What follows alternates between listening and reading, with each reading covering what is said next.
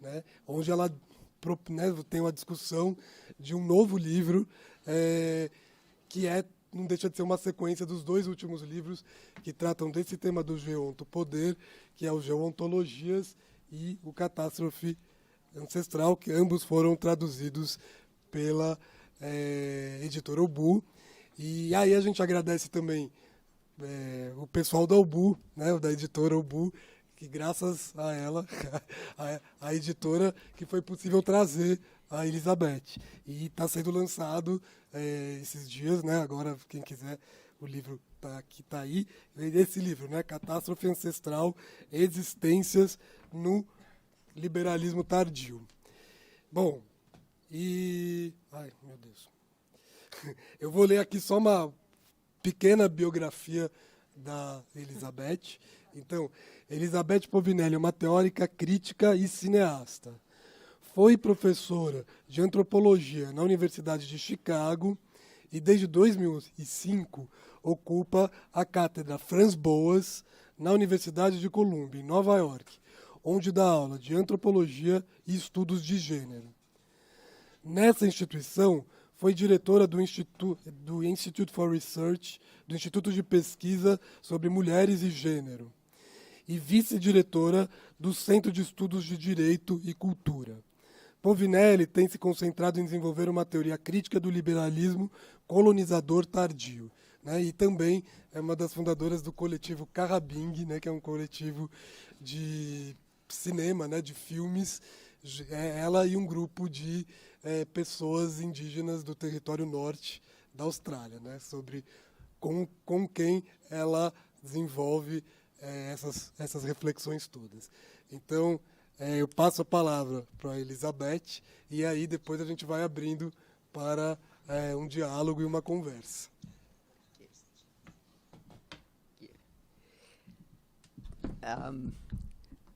Yeah, good, yeah.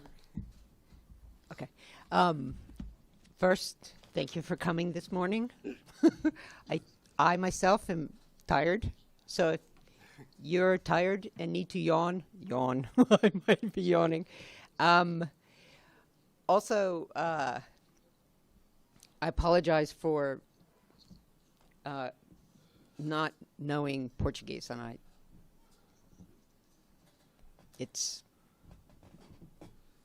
thus the pleasure and the importance of our translators, who, I think are the the ones that should really get the applause for this. Thank you, guys. Yeah. When Renata said, we give a talk, I said, instead of me, giving a lecture, wouldn't it be funner to just have a conversation?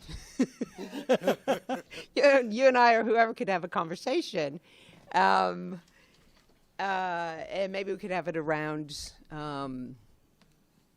a piece of writing that it constitutes the first lecture of a 6-lecture book.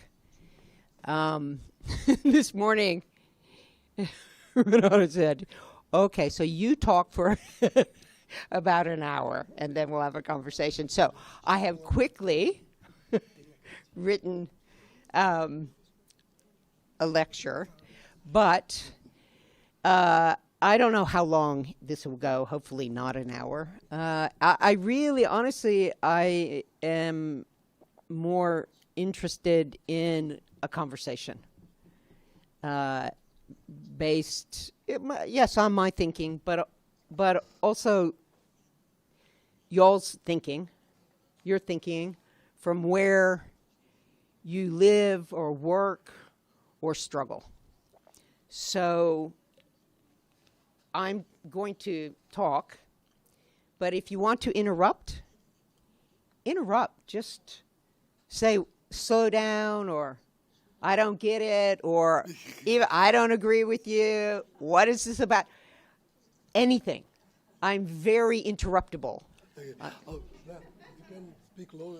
I like you're doing slow. Slow, yes, yeah. I know. The other thing, when I go at this pace, I sometimes I don't know, I drift off to a dreamscape. So if I suddenly start looking like this, it's simply because I'm used to talk like this and and if I start going at that pace, if I start speeding up, just like slow down. Is that okay? Rules of game? Yeah? Okay. And I really do mean it. I don't. I like real discussion. I'm not a delicate person. My family was not delicate. Kata being is not delicate. Okay, so cool. So since we circulated the essay that was published in the Journal of, I forget, Philosophy, Language, and the Arts, I thought I would talk about the book that I'm working on, that in which the essay we circulated is the first lecture in the book. Why a lecture? First lecture. So the book is called "Do We Need a Semiotics After Geontopower?" And it consists of 6 lectures,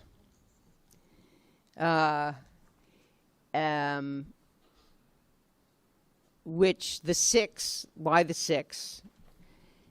And this is, I don't like this kind of citation, but I'm doing it, so what does that say? But it's, Roman Jakobson's, 6 lectures on structuralism or whatever. So I thought, okay, so 6 lectures on do we need semiotics after geontopower? Why 6? But why lectures?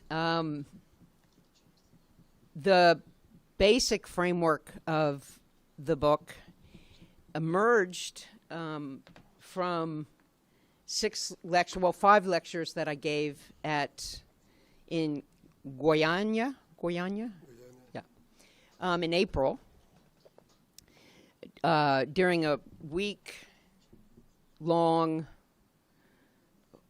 lecture workshop. It was amazing, actually. It was like totally intellectually amazing. And I like the lecture format because if I think that I'm talking these parts, I think that there's a voicing style that's somewhat different than when I think I'm writing chapters. I also am hoping that the lectures will constitute the third of a trilogy on geontopower that will be published either first in Portuguese through Ubu or simultaneously with Duke, because my editor there was like, why would you publish it in Portuguese first? I was like, okay. And the reason is because in some ways, this book is primarily in conversation with the way the ontological turn has manifested in Brazil. Or in anthropology, some of the most important works have come out of Brazil. And the way in which they're metabolizing the crisis, about the crisis of climate, the unique and complex relation between Afro-Brazilian politics, land-based politics, spiritualities, and indigenous land-based politics and spiritualities. And of course, the the broader state politics going on in Brazil, which I'm not a Brazilian expert, right? So, but from someone who has spent this year's 40 years side by side my Caribbean colleagues in Northern Australia, it's very different environment, different configurations of settler invasion, but the mining and extractive capitalism and the permutations of state practice are really, it's really resonant to us. And so that's in some ways the big framework of this little book, these lectures. So I thought what I would do, if it's okay, is I would just kind of walk through what the lectures consist of. And yeah, that's what I thought I'd do. Is that okay? And I haven't, I'm still futzing and thinking. When you know, when you write, you know what your argument is, but then when you're making it, you go, oh, whoops. And then there are moments in which you think, well, am I going to be stubbornly attached to my argument, or in unfolding it, am I going to let it change me, or, you know, so it's like that. Yeah? You know, yeah, okay. All right, so you have the first lecture, or we shared the first lecture. And so I'll be very brief about how it sets up what comes in the second, third, fourth, fifth, sixth lecture. So it's, and the chapters are, God, I don't know if I can remember. The lecture 1 is intuitions. Lecture 2 is propositions. Lecture 3 is minds. Lecture 4 is efforts. Lecture 5 is, I don't know. And lecture 6, I think, is commons or something like that. Anyways, I know the first titles first, but they're also like, you know, they're oriented to philosophical questions that many in the ontological turn in anthropology should have been thinking about, even as my background. I started as a philosopher, even as I'm attacking, of course, philosophy. There's a reason I don't like the ontological term, because I'm a philosopher. I did philosophy. But I'm going to say why I think. Anyways, let me start. So the first lecture is about an intuition that we see in turns in scholarly work, and also the way in which the scholarly work is presented to reading publics. And what I argue is that the intuition, in a nutshell, is that something is at stake if we don't extend the capacity of language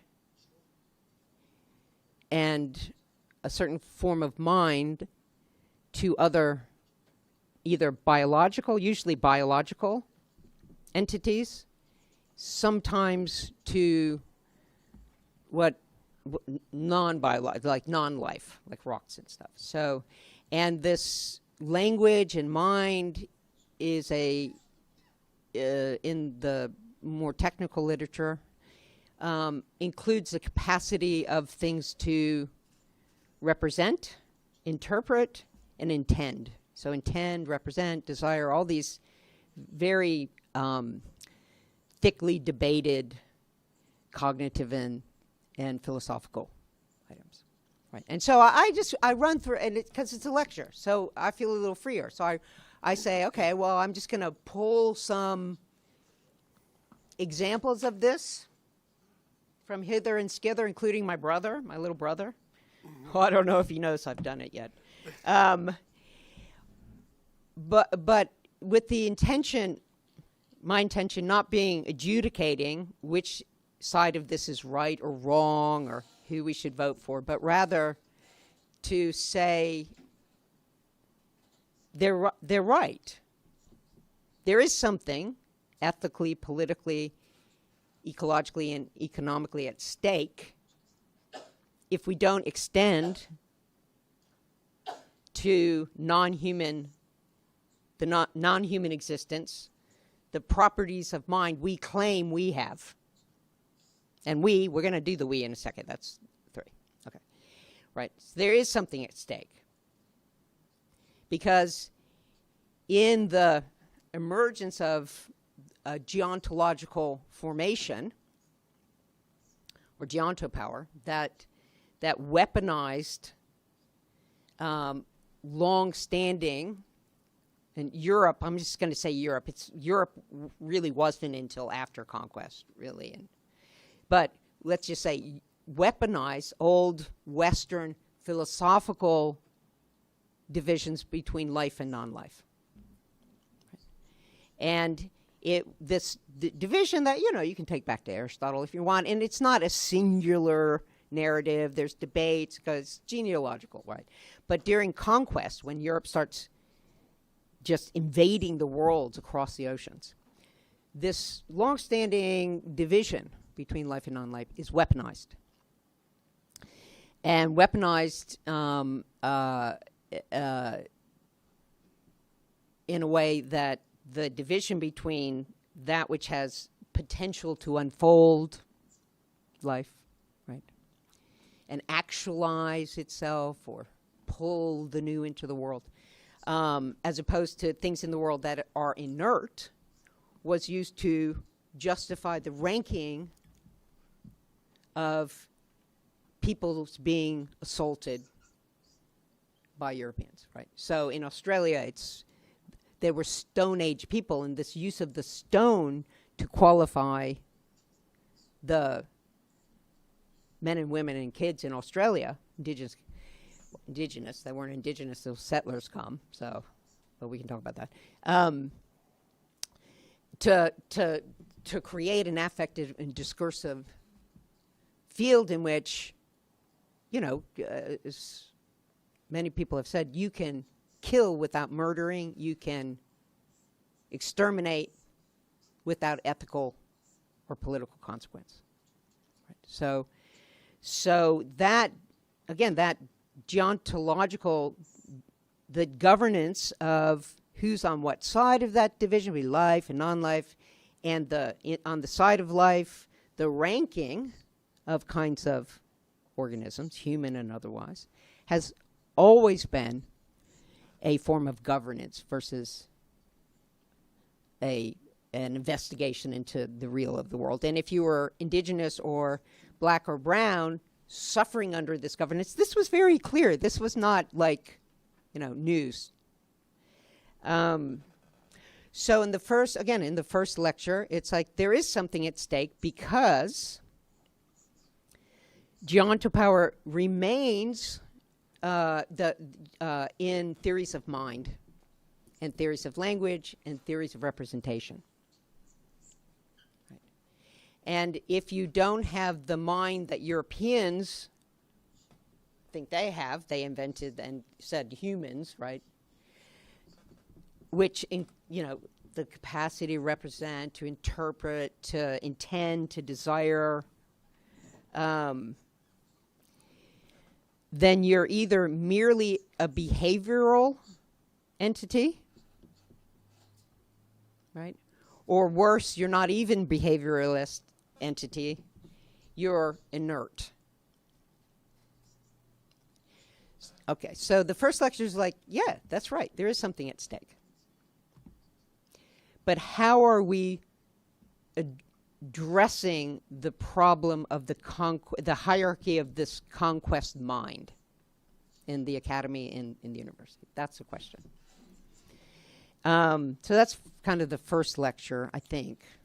The second one turns to how are we solving this problem? Right. And here, I think in the first lecture I introduced what's at stake is whether we're like, when we're trying to address this problem, are we trying to develop a semiotics I have mind, of language, of representation, of interpretation, etc. After geontopower, that is one that escapes, transcends, is agnostic to the division of the governance through geontopower, through this division and the hierarchies in it? Or are we trying to develop a semiotics against geontopower? What would that mean? What's the difference between after and against? So the second lecture turns to one of the ways in which this problem of the conquest mind, i.e. this idea that, there's kinds of minds, and depending on which one you have, you're in a ranked hierarchy of things, and depending on where you are in this ranked hierarchy of things, you can be treated, you can destroy or have to protect in ways that implicate politics and law and economies and et cetera. Okay. And in particular, I turn to the ontological turn. That is, the way of solving, the way of addressing this intuition that something's at stake. If we deny plants the ability to be representational and interpretational things, that if we deny rocks, if we deny rivers, if we deny, if we deny, there's something at stake. So how is it being solved now?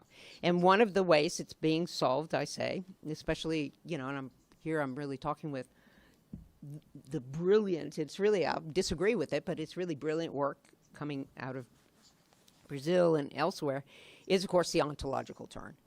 And the lecture begins by reminding everyone, we don't need reminding, but I feel like maybe I forget just how dramatic it was, this ontological turn. I'm not sure if you remember, but it was just like, people were like, where did this come from? Right. And I talk a little bit about where I think it came from in, I don't know where I talk about it, either catastrophe book or geontology book, I forget. I think, in geontologies, that's where I talk about it. But in any case, there was this rapid switch from decades and decades around the problem of epistemology to, or what Meillassoux called correlationalism, to the kind of militant. I mean, it is militant, since Meillassoux, what do we say, biological dad was Claude Meillassoux. And in here, you might know who Claude Meillassoux is. Do you guys know who Claude Meillassoux? Meillassoux, yeah. That's his actual biological, as we say, father. Right? Yeah, the great structural Marxist. Yeah. His intellectual father was, of course, Alain Badiou. Right? And so Alain Badiou being like militant fidelity, he was, as opposed to Deleuze, Guattari's, like, put on a bridle, see if you become a horse, like kind of militant infidelity to any formation. That's Deleuze and Guattari. And, and Badiou is like, no, 1968, using theories of math around bracketology. 1968 did happen, right? You have to have a militant fidelity to your claims. And so Meillassoux, it's like, we can talk about what he called the great outdoors. And if we aren't able to talk about the great outdoors, what he means by getting beyond this correlational problem. Like we see through, in a post-Kantian or Kantian way, the structures of the intuitions and the categories. And then in a weak cultural anthropology through the language forms, or a strong, what he would say is strong strong correlationalism. How this, here Bonveniste, et cetera, Jakobson, that we borrow subjectivity from language, so the subject itself is already so that's, blah, blah, blah. And for Melosu, the politics that inevitably came from this correlationalism were multiculturalism, and he does not think that that's good, being a good French man, good white French man. Sorry, it's terrible. And because out of multiculturalism, like it's all about how you see the world, I see the world, and from there we go to opinions, and from there we go to post-fact politics. Right? If there's no grounding in the really real for Melosu, then we inevitably end up in this crazy of Trump and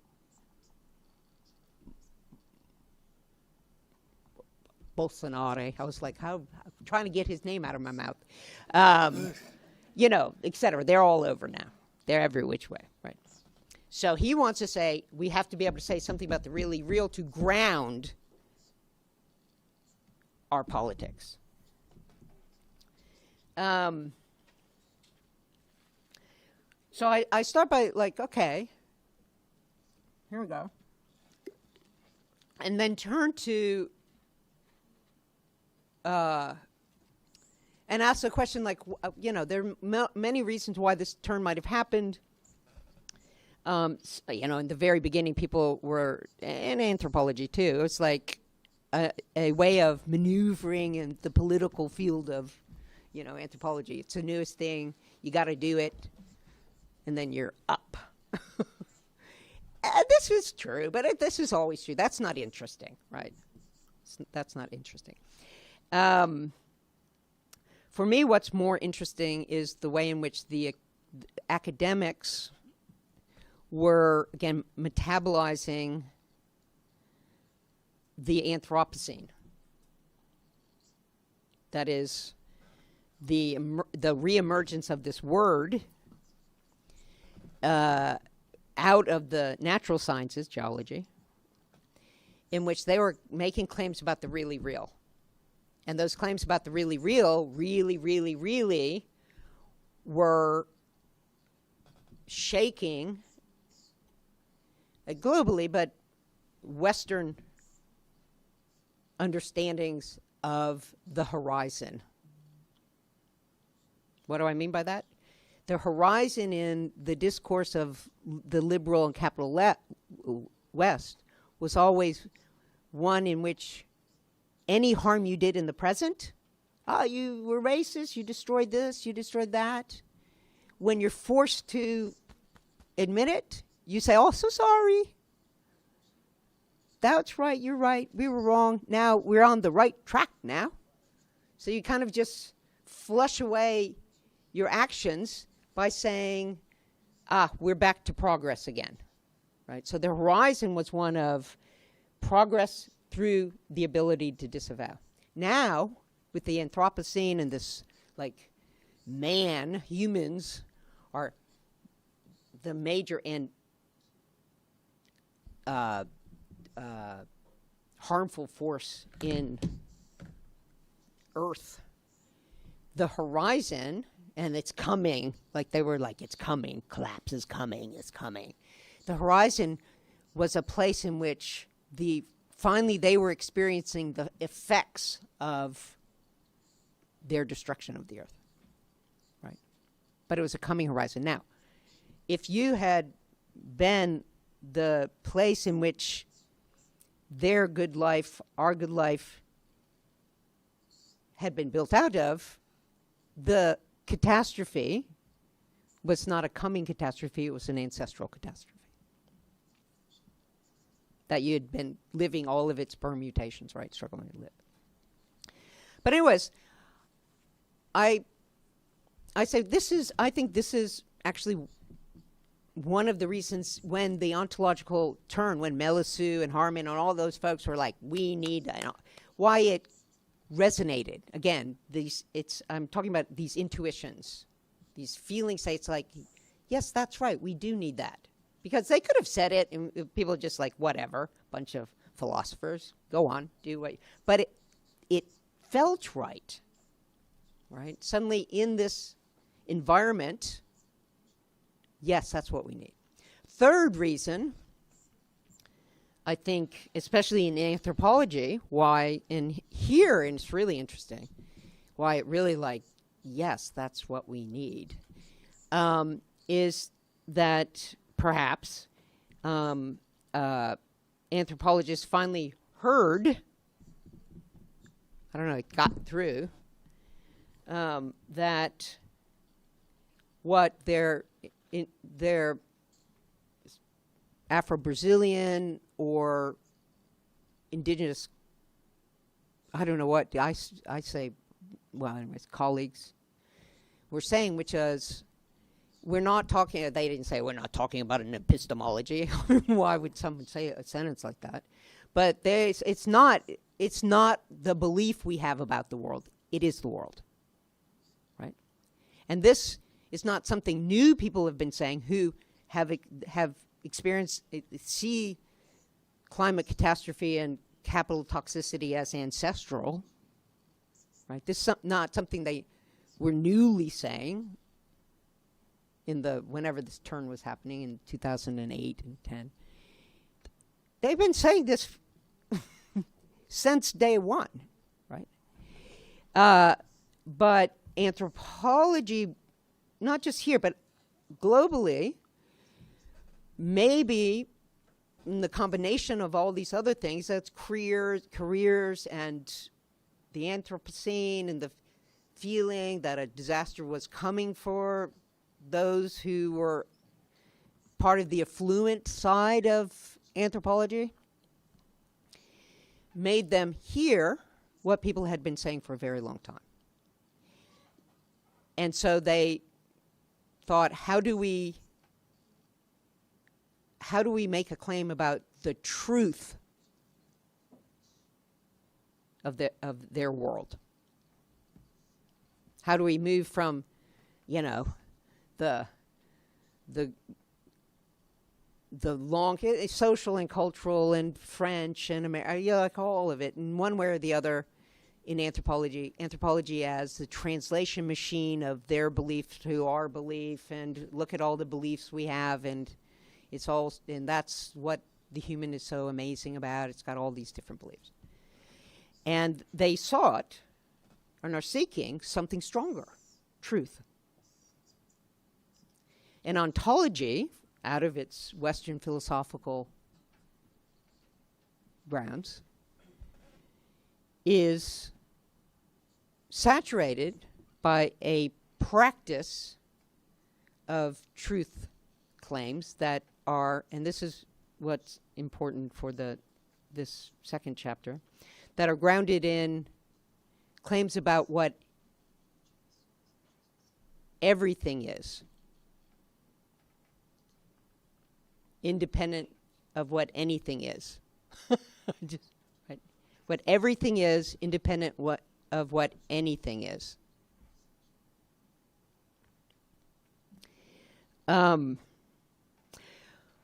there especially in the Brazilian, I think, context, there are really a lot of different ways people are doing ontology, right? So everything from Eduardo Viver de Castro to Eduardo Cohn to Marisol to on and on. Even just in the English translated world, it's just multi-perspectival to strong ontological to radical incommensurability, like, you know, they're staying in the gap between this and that. And I think, and again, it's not just me being generous, I think all of them are working to ally with people they care about and support and, you know, sit side by side by trying to support the truth of people's world. Is that okay? Are we okay? This is okay? Okay. But then I dig in and say, okay, well, what are we doing here? How are we doing this? And what in how the various ways we're doing this, how are we seeing the difference between a semiotics after geontopower and a semiotics against geontopower? And here I rely on, I kind of refer back to the ancestral, the catastrophe. I can't, my pronunciation is so horrible. It would be more horrible to garble the beauty of Portuguese with me trying to say the actual title. So the Ancestral Catastrophe book, or Between Guy and Ground, I refer back to it to start by saying in there, if geontologies was interested in the weaponization of life and non-life and how the Anthropocene and the now sense that, oh my God, these toxins of capitalism are everywhere. Between Guy and Ground, or Ancestral Catastrophe, looks at how this atmosphere of crisis was affecting the organization of the disciplines, or the hierarchy of the disciplines. By that I mean, suddenly, almost as suddenly as an ontological turn, we, in the academy, but also in artistic research, we started saying, and again, you know, I started hearing, let's say, what I call these axioms of existence. And again, I'm not interested, I'm going to say what they are, and I wasn't interested, I'm not interested in, again, I'm not interested in one, the other is true, I'm interested in the syntax of these, how they're arranged. And what this arrangement does. What are we producing when we produce a syntax between disciplines?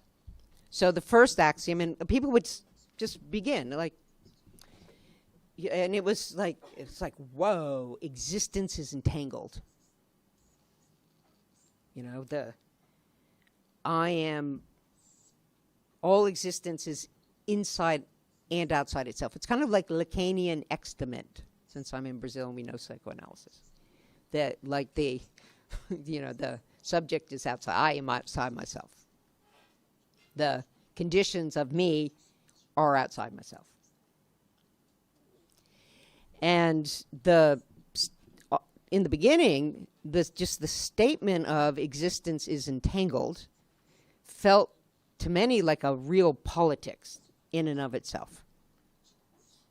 And the claim was about, it was an ontological, it is an ontological, this is what existence is like. The second axiom builds, is the second order is to say that existence is entangled, and then social worlds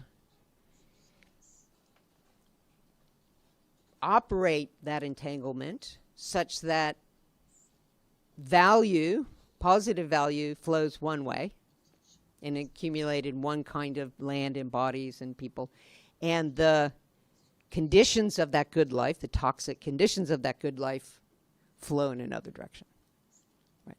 Now here, again, it's you can say, oh, this all happened at these dates, but someone like Judith Butler in their work on precarity and war was making a very similar. And what's great about Butler is that they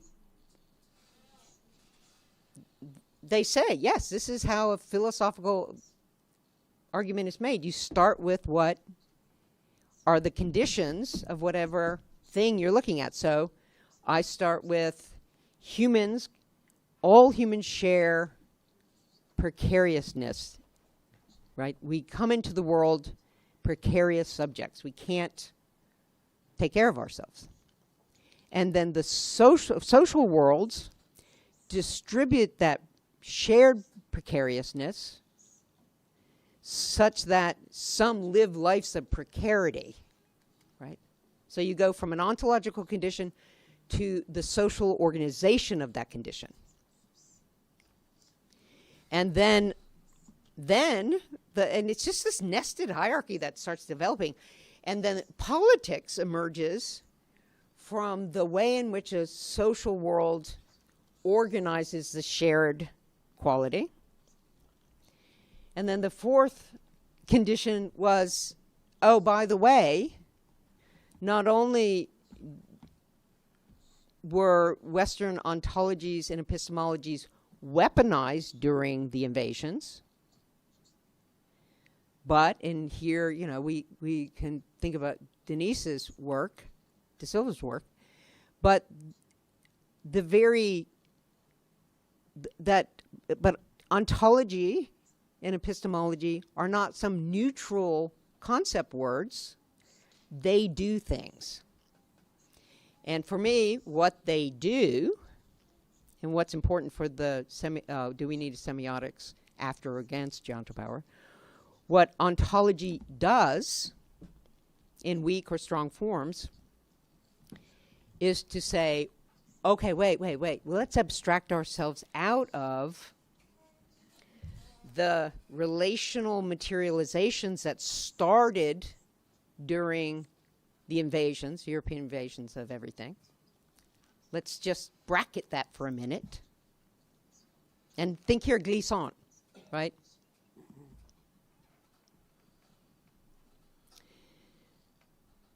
The relations that emerged out of the whole of that slave vessel created a relational materialization from those in the bottom and those on the top, right?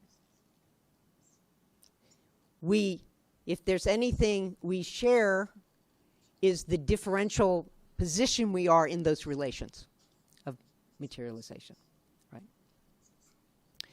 And what ontology says is, hey, let's not go there first. Someone like Butler, that's a condition of war.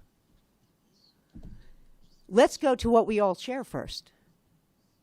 So that when I look at you, I think, oh, well, I've accumulated everything on your back.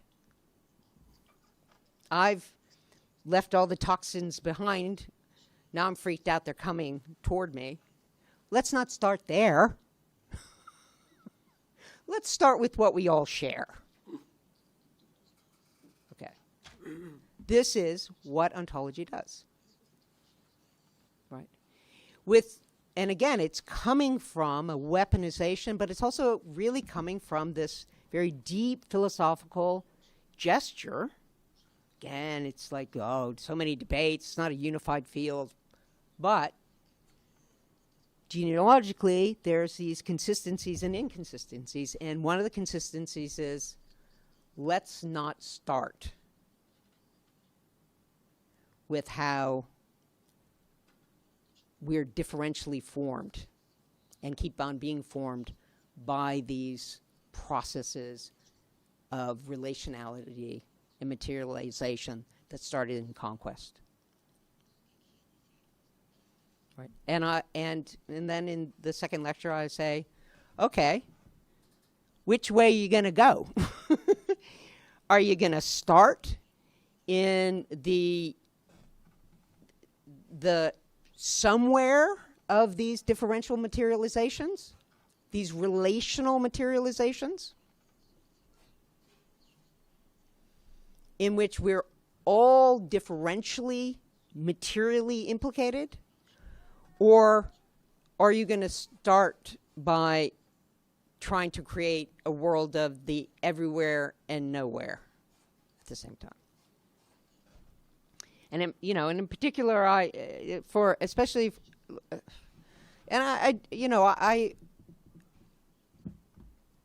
these are brilliant scholars. So, but I think we have to debate, and it's very hard because all of us, including myself, we get very like, hey, no, that's my argument is right.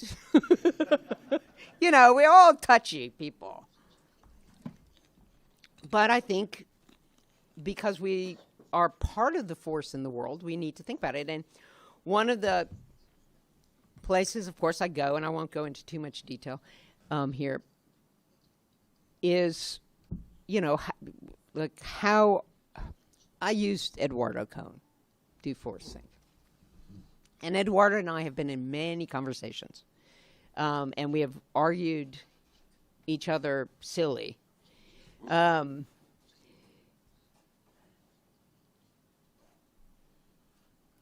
There are, for me, there are a couple things that I think, what are we doing? And neither one of these, my position, it's not like, oh, this solves the world. It's just, I think if you go the way I would think, you do something, go the way it does something, and I don't know. I don't know what it's going to end up doing.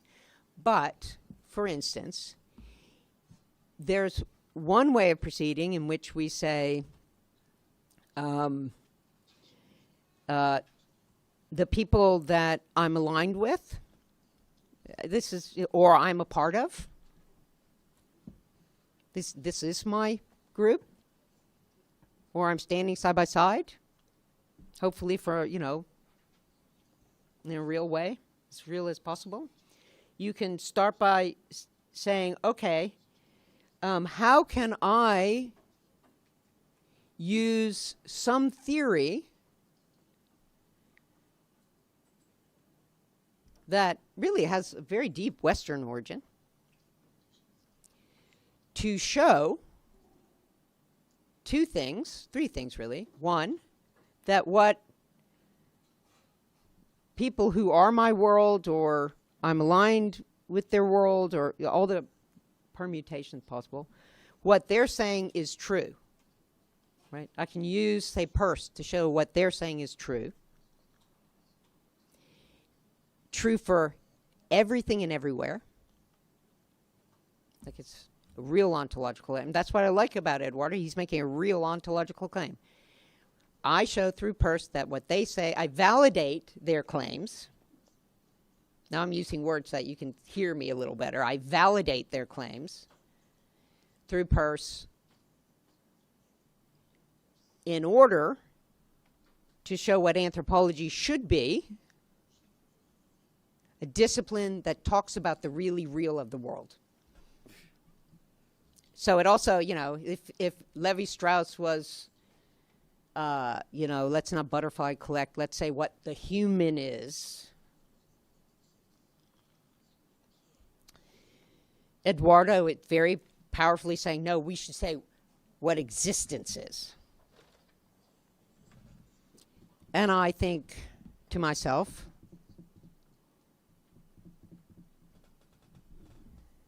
what is that supporting? What is that reiterating? What is that keeping in place? Well, for me, it's keeping in place a number of things. One, of course, is that people need to be validated. Right. And if I was with more of my Cotterbean colleagues, this they know very well, that their truths are not powerful enough to dominate Western disciplines, legal forums, etc. They need them to be, now translation again is really translated into something stronger, meaning something that the disciplines were built out of, which is this long history of the hierarchy.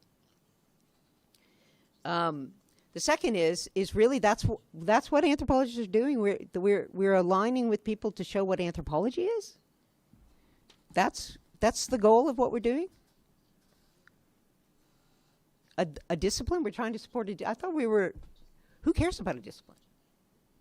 Who cares about validating?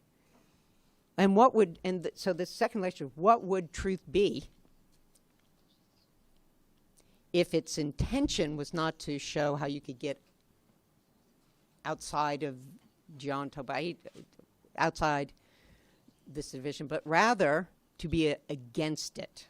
And to be against it is not to function as the showing how, what, you know, people say are true based on this or that theory, but rather two things. One, to lend energy, lend power, to be used as, you know, a battery or however, right? To truth in a different way. That is,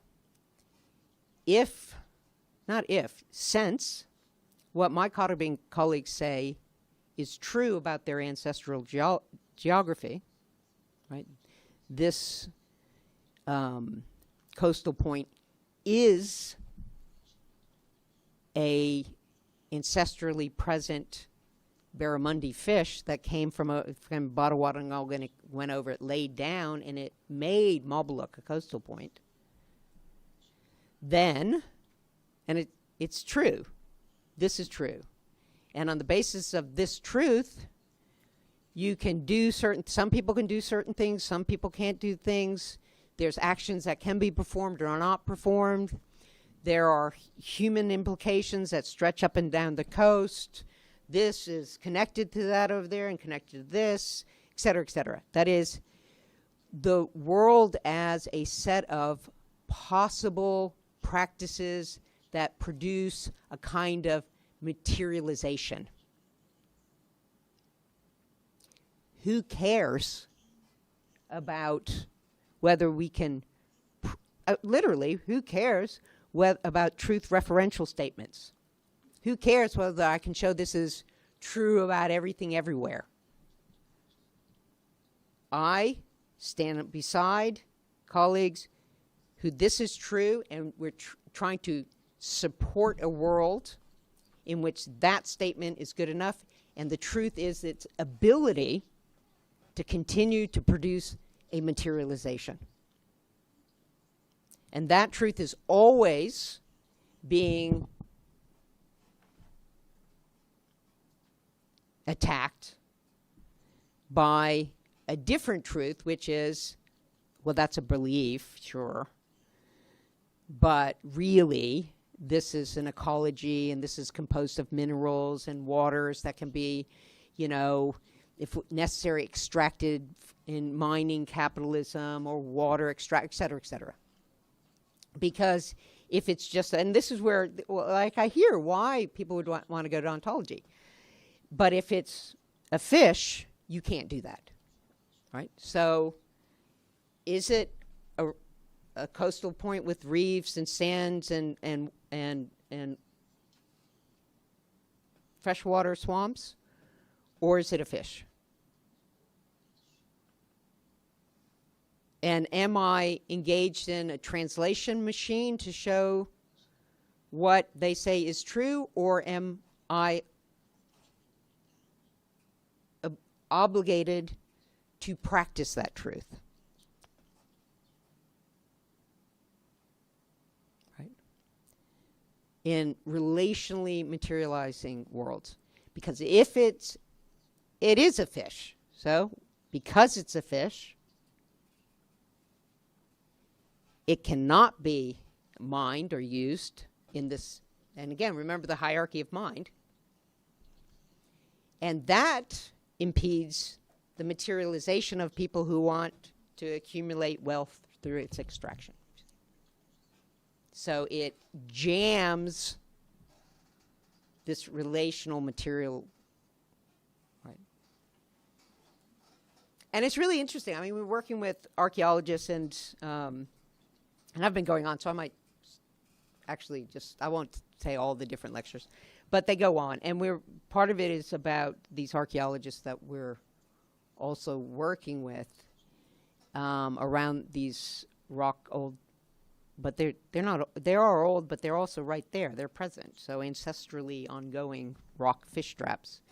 And of course, as you engage a discipline that itself has, this long, very complex genealogical relation to epistemology and ontology, we see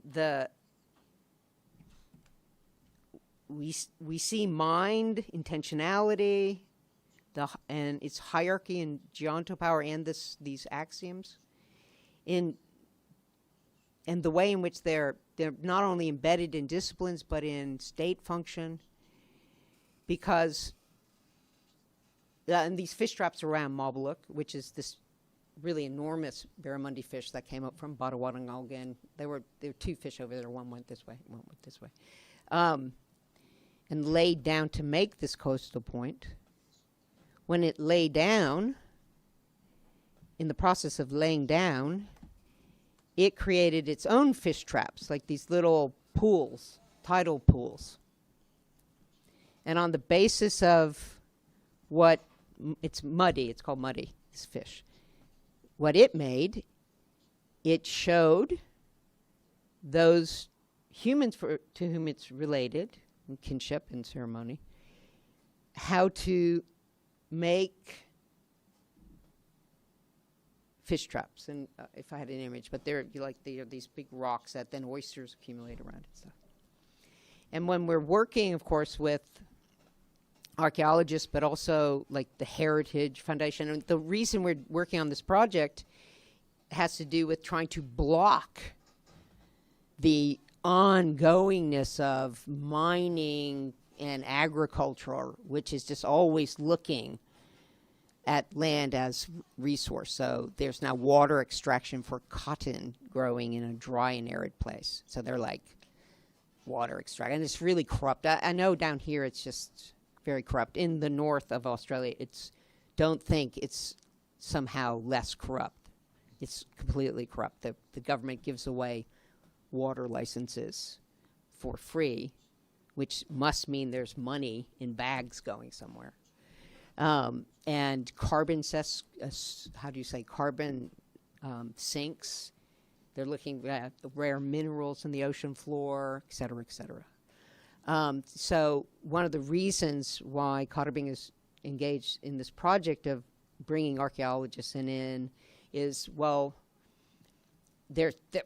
when we finally got there, but anyways, tons of them, and there might be one at the end of Long Yam Dreaming, which is an extension of Muddy. And if there is, it's subtitle. If that's true, then, and everybody says, there's a fish trap there because Muddy used to be this long, this Long Yam, what used to be a long beach spit. And then when the tides rose about 30,000 years ago, it broke, right? So people would have gone down there and built a fish trap there.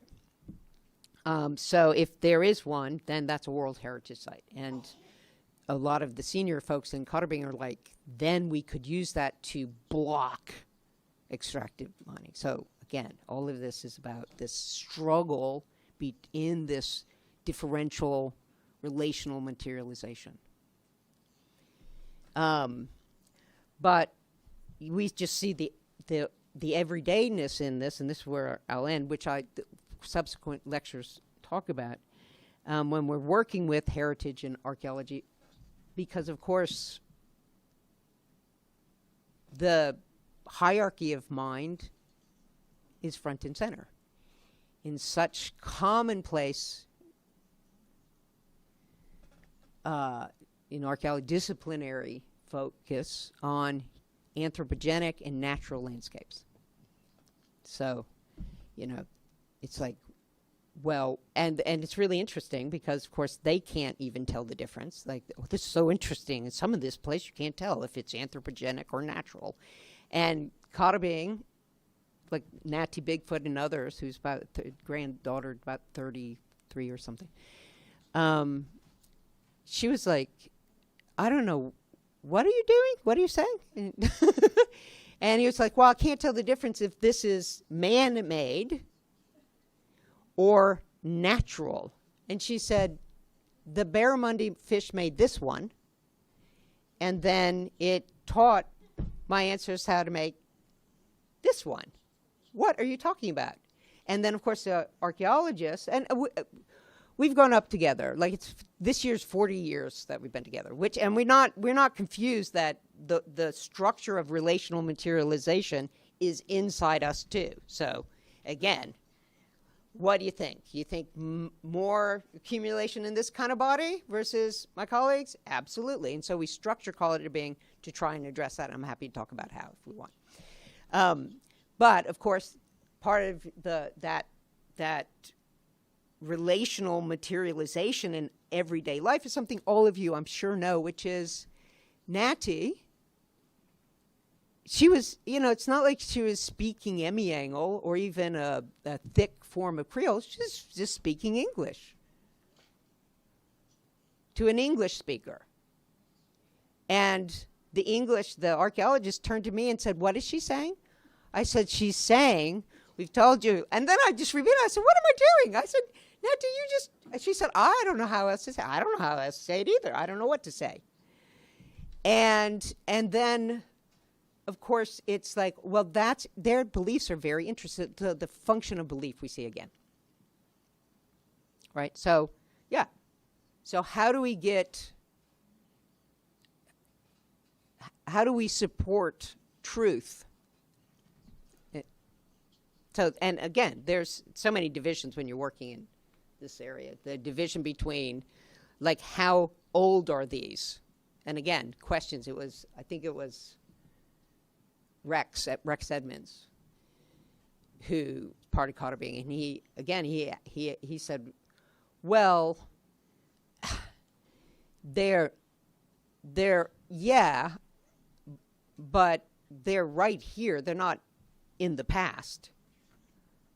You know, and it's just such a weird, because the visualization's like looking at it going, I'm touching the ancient pre-colonial past, versus my ancestors' sweat in here, I'm putting my sweat in here. These, as the tides are rising with climate change, these are struggling to stay in place like we're struggling to stay in place, like the obligations to the world we're trying to make is trying to, and all archaeologists, how old are they? Like, how do they allow us to touch the past versus the struggle that Cotabing knows, which is the ancestral present and ongoingness.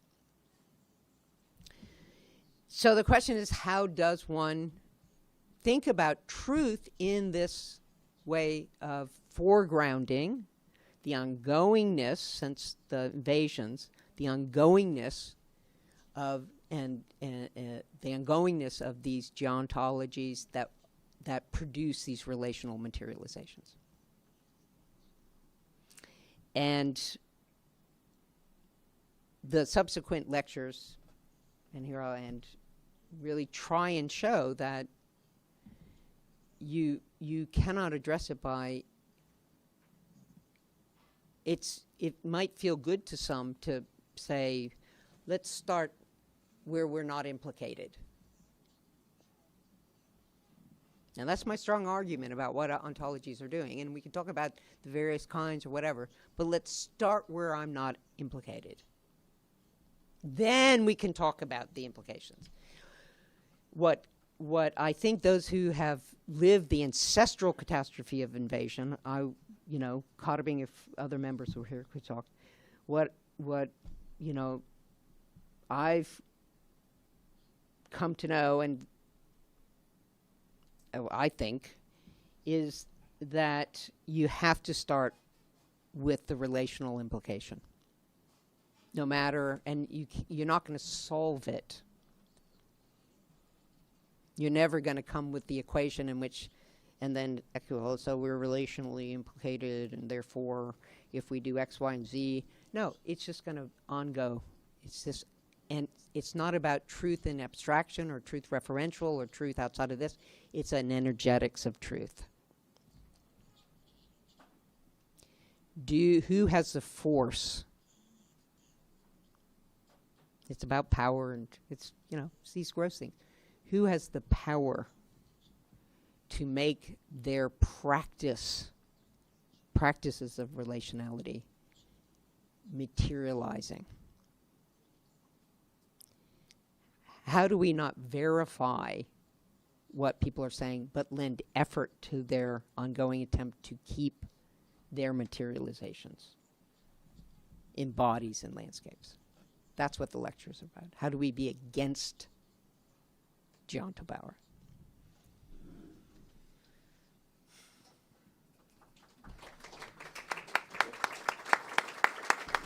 I told Renata, if you make me talk, I'll just go on and on. So you can keep going. No. I will. I'll. No. Should I say one more thing? Sure. Okay.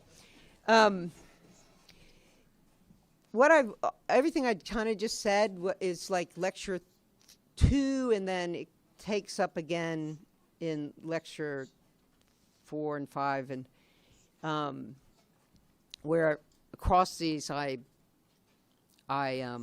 talk about this nature, culture, ontology, epistemology, but also like Marisol and others, like also the difference when we're thinking about what we're doing with the intuition that to deny other biological or non-biological forms of existence the capacity to interpret, to represent, to intend.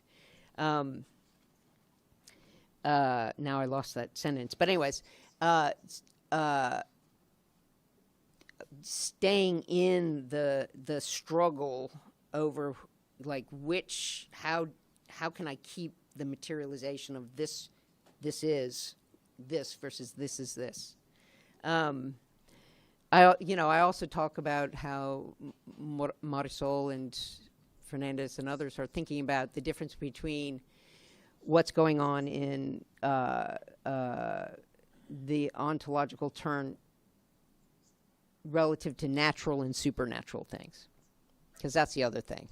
It's like there's a comfort with thinking about natural things, but of course in Karabing, it's not supernatural, it's natural. That's part of what the struggle is. But if you say a coastal point is a fish, and that whirlpool is where whirly-pool in the ocean is where it came from, because it and its sister were going round and round having the same argument, right? And the older sister said, like, screw this is going on and on. I'm going this way, you go that way. And as they moved, but they both remained there, and as they moved, one made a big river and one made this point. So 2 sisters are in 3 places, and altogether there are 4 fish. It's just like it's beautiful. I mean, just in itself, it's just a kind of beautiful, wonderful geography. But there's part of what the book is also, the lectures are also trying to do is to say, what does any of this ontological way of producing truth on behalf of, how does it address this divide between natural and supernatural? So big comfort in natural things, but truth and the supernatural or the spiritual. Right. Marisol starts trying to think this through. Okay. The third lecture, and this is this couple of things. The third lecture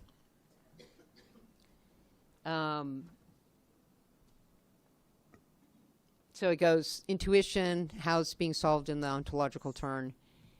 The last part is about Peircean. So I actually dig into Peircean semiotics and show that it's all about the effort that the world produces a sign that either does or doesn't lodge in a mind,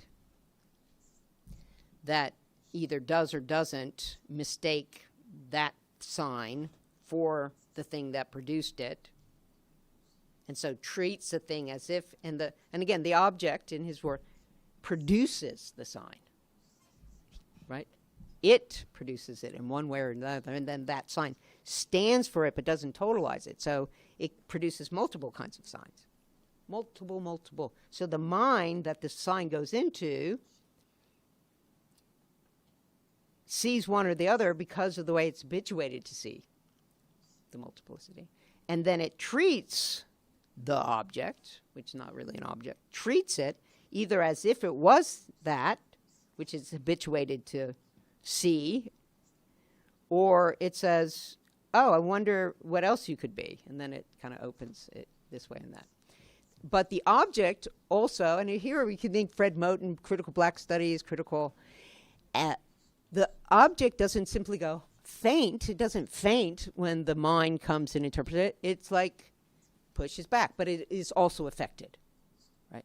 So what we're talking about is if this mind and that mind see two different, just make it easy, see two different signs because differently habituated, and each one of those minds, and this is really completely diagrammatic, but each one of those minds is trying to keep in place, right, the world through its ability to see this or that of it. Then what we see very clearly is not epistemology or ontology, but power. Who has the power? Right, who has the power? Including whether, say with God being, whether even though everyone can see that what, God bless these archaeologists, are doing,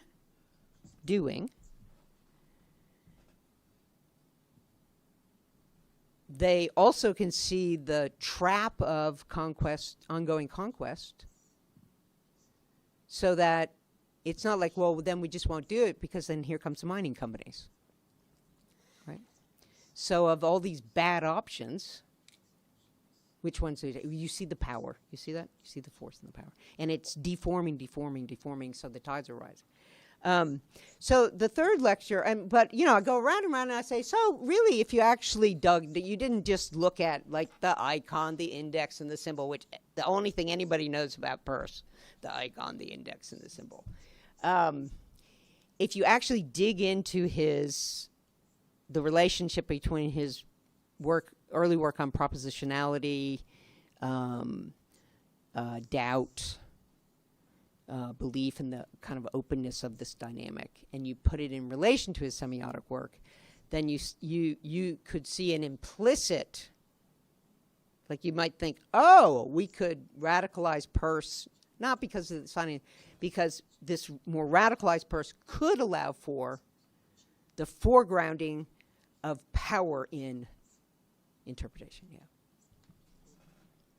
And, the fourth chapter looks at how people like Alain Locke and William James did try to do that, like the power to develop concepts and determine world. And but the third chapter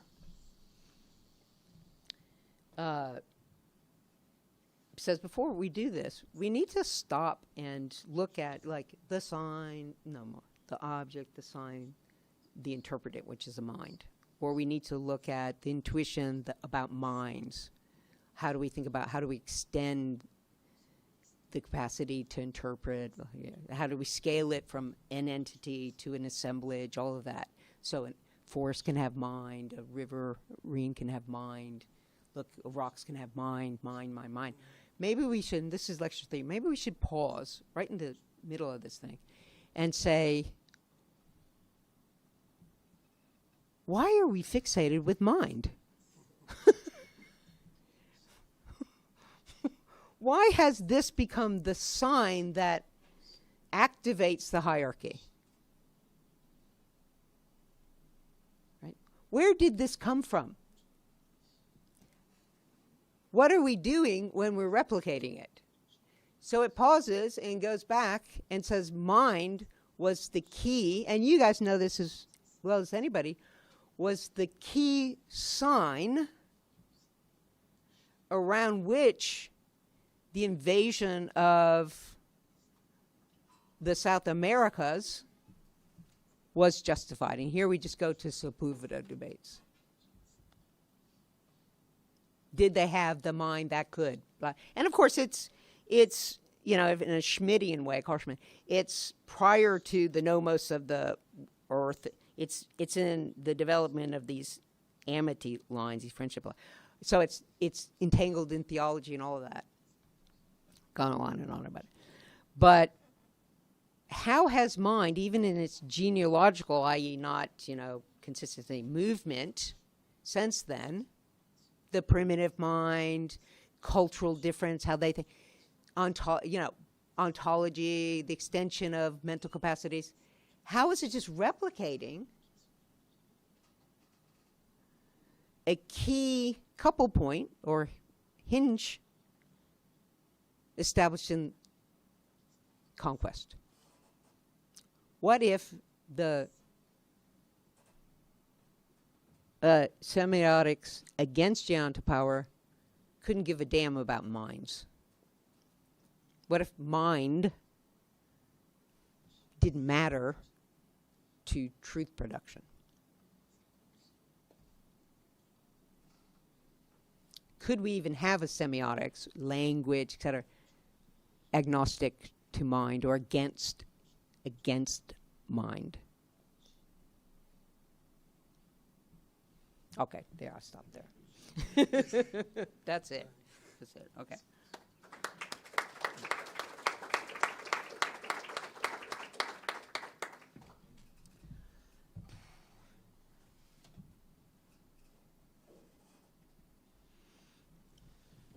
Já abrir para conversa. Tem uma pergunta? Também queria passar primeiro para a Marina. Sim, sim. Wait, we're going to This ear has been taken off my head like we're going to ask twice. In Portuguese and tudo bem? Oh, yeah. Falar em português. Oh yeah. Okay. Oh yeah, that's right. Thank you. That's better because this one is like I can't even feel this ear. This ear is not an ear. Yeah. Desculpe, primeiro assim, obrigada pela sua generosidade mesmo, né, pela conversa, né, a abertura para conversa. E acho que essa, de fato, é a discussão que você traz interessa muito a antropologia que a gente vem fazendo aqui. Então, acho que Thank you. que bom que está sendo explicado em português. Desculpa por fazer a pergunta em português, mas eu acho que senão eu não vou conseguir. No. I don't have Portuguese. I mean, that's the problem. Yeah. Bom, nada, muitas coisas para conversar, mas não quero tomar tempo demais. E aí eu fiquei com uma questão mesmo, porque quando você conta desse estudo acho que é com arqueólogos, em que você vê na condição de ter que traduzir um falante de inglês para outro falante de inglês, e você começa, parece que você vai traduzir, e uma hora você fala, não, mas eu não vou traduzir isso, né? Não tem para fazer aqui.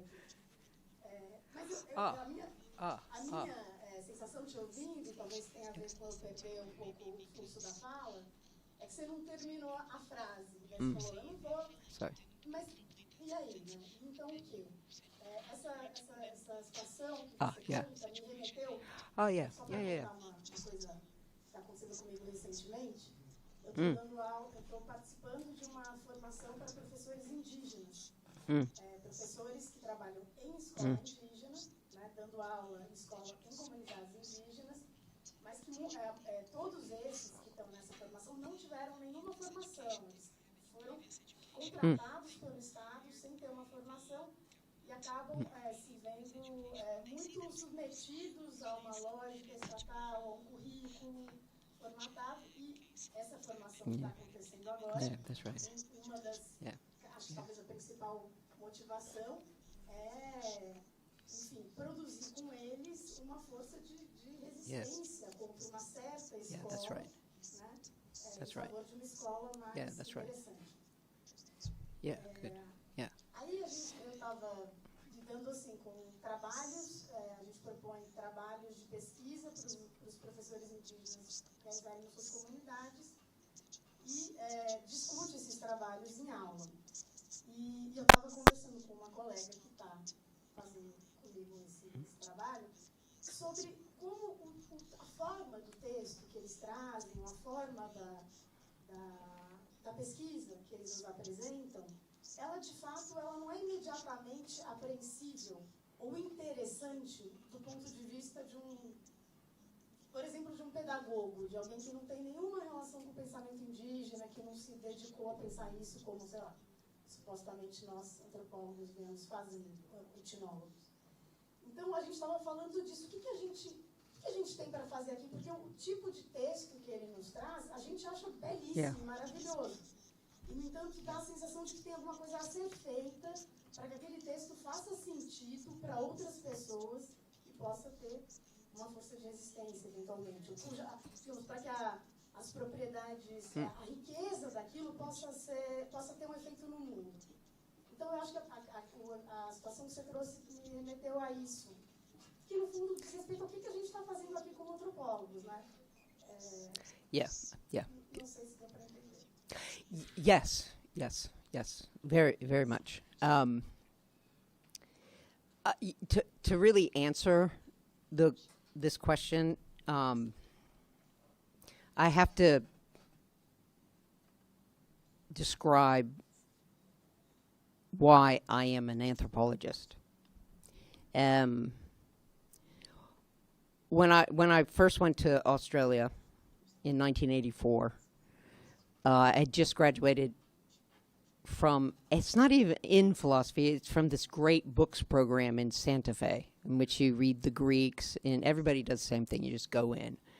The Greeks in the freshmen, and then the Enlightenment, it's very propaganda, Greeks, Enlightenment, kind of French, English Enlightenment, and then Germans, Kant and Hegel, and then the senior year, they're like that very much inculcated to like Hegel solved it all and everything else is just flotsam. And there's a reason I ran away from home, whatever. But then I went to Australia on this, it's like a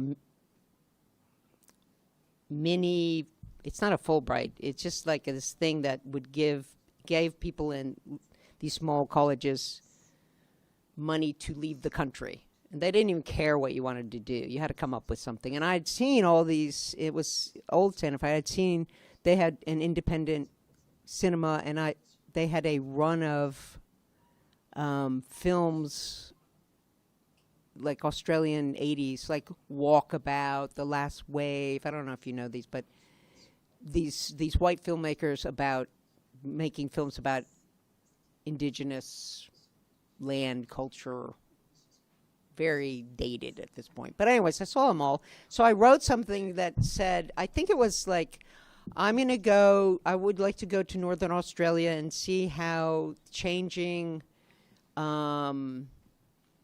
economic conditions, I don't know where this even came from. It must come from those films. Economic conditions were affecting people's relation to their country or something like that. And they were like, great, here you go. And someone said,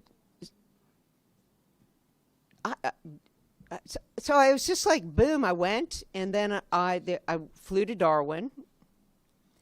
This is a long story. I always had nightmares about driving a motorcycle, so I had enough money to buy a little motorcycle. And I saw a little community called Belleune, which is Darwin's here, and there's Cox Peninsula's here. This is a bay. And there was this, like, dirt road. I went, brrr. And I pulled in, I met, who I later knew was Tommy Berejap. And I was just like, I was 22 maybe? Complete. Anyways, spent a year. Now, I, in the U.S., grew up under this outdoors, right? My sister was very into like what you could eat in Louisiana woods. So, and my natal family was very kind of like, never knew when the violence would happen. It was very old Alps kind of thing. So I loved it. It's like, please take me wherever you're going, right? So a year passes, and like, you know, and at the end of the year, I have to go back, and the older, particular women said, okay, so what are you gonna do? Are you gonna be like, just you're white? You can be like white people? I said, what do white people do? They said, they come, they have their experience, they go, and they spend the rest of their life talking about it. This is, you know, I was like, wow, okay, what could be the option from your perspective? And they said, well, you know, we're engaged in this land claim that's been going on forever, and by law in Australia, when Indigenous people make a claim for their land in the north, they have to be represented by a lawyer. And they said, would you go and become a lawyer and come back? And I said, I've spent my entire life not being a lawyer. Is there anything else I can do? And they said, well, by law, we have to be represented by an anthropologist. I was like, what is that? And they said, white people studying us. And I said, I don't want to do that. I mean, we had these great, my family, it's a long story, but my family comes from this long commenting tradition up in the Alps. And so in the white side of the family, like, we're not from anywhere. We're from somewhere very particular, Corisolo, since 1480. You know, it's so, you know, there's a lot of resonances. We had tons of conversations. But, of course, the way they put it was so spot on. I was just like, ah! And they said, we don't want you studying us. We want you to study, they said government. We say state legislature. We want you to study, and then with us try and understand what is wrong, like they didn't swear, but what the fuck about these people who, settler white people who come and say, oh, we were wrong to, you know, to engage in these racist acts of extermination. Now we are involved in recognition, and we want to give you back your land if possible. So tell us how it is that you are related to each other in land. And they would say these really amazing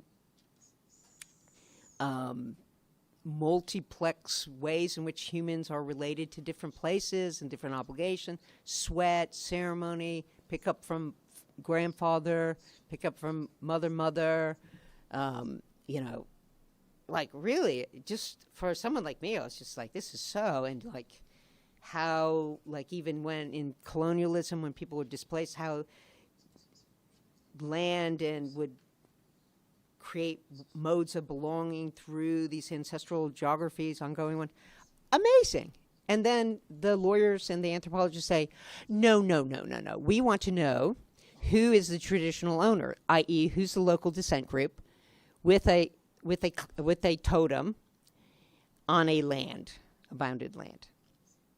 So my job was given to me. The job that I was given was to study what I would later call late liberalism, in order to try and figure out together how to make a space against it.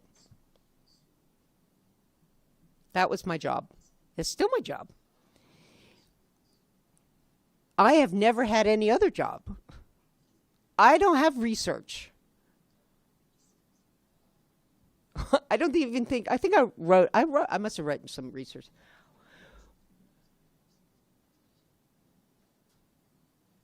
Really what we do together is whatever needs doing from their perspective. And we understand, like, at 40 years later, you know, I have great grandkids, but we love each other, we're family, but we are also, at once in the same time, family and separated through this relational materialization. We understand that. It's always like what we're also talking about. So the reason we were standing at Moblook, and me, I'm going, I'm not reinforcing this like you need a white person to explain to a white person, because the white person just goes deaf in the face of an indigenous person. But I know why I'm there, because why I'm there is that we bushwhacked the road here because there are all these ancestral geographies present, in, you know, they're struggling to stay in place in climate change, and we're struggling, and that is like, you know, driving when we bushwhack the road, cutting trees, hauling water, alongside other people going, like, we're trying to, we bring the little kids there, so before they even know it, they're part of this thing. So it's like talking, you know, cook, I don't know, just like that. The purpose of which is to lend energy to what the world they are struggling to keep in place. And part of that energetic intervention is to try, unless they want me to, and sometimes they're just like, you know, we can't deal with it, you go to deal with these people. Fine. Is to, alongside, try and continually disrupt this. And it's in Caught Being the Film Collective. We were once, it was me, Angie, who's a daughter, Angelina Lewis, Kieran Lewis, one of her sons, and, well, two sons, actually. It was Kieran, or was it Ethan? Ethan Jarek. I forget if this was Berlin or this was Rotterdam. Anyways, one of them.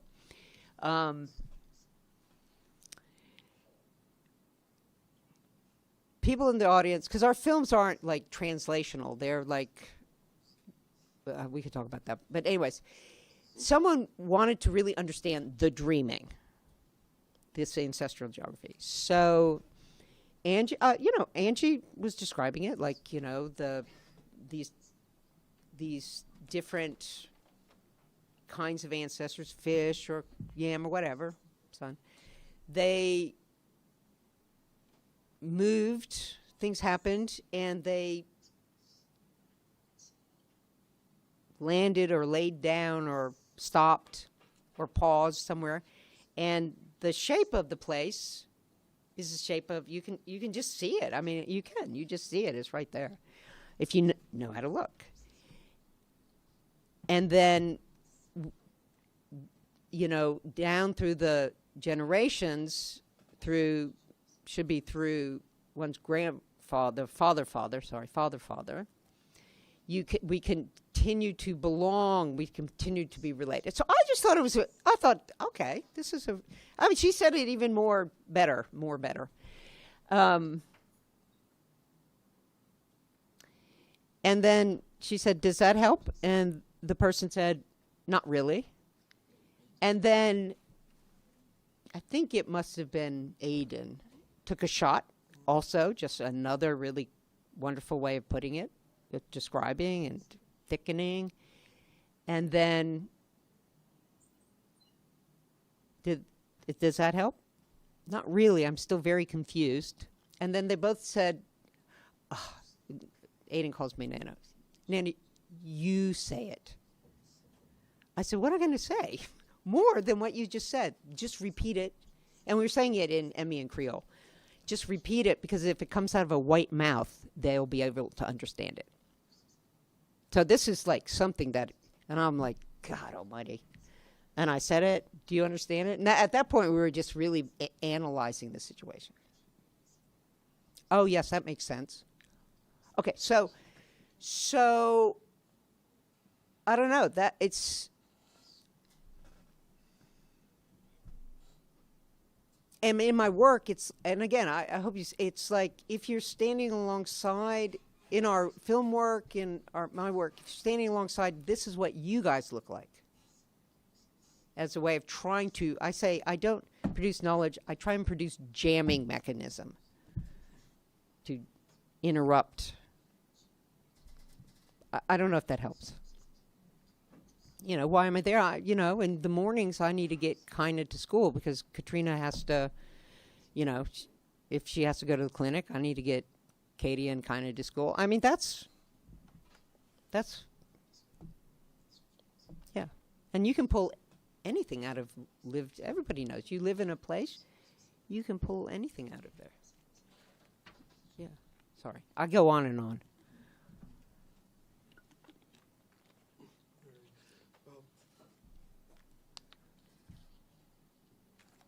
I would like to I will speak in Portuguese. Yes. I will do my questions in Portuguese. So, bom, Elizabeth, muito obrigado pela fala, aqui, assim? Ah, tá. Elizabeth, muito obrigado pela fala. Foi um prazer te ouvir e de você também contar dessa arquitetura do novo livro, né, que faz uma trilogia com os outros dois, que a gente tem a tradução em português. Bom, eu estou digerindo ainda o que eu li, o que eu ouvi, e algumas questões, que talvez você já até tenha falado mais sobre isso, mas que eu fiquei pensando e que eu gostaria de colocar para você e também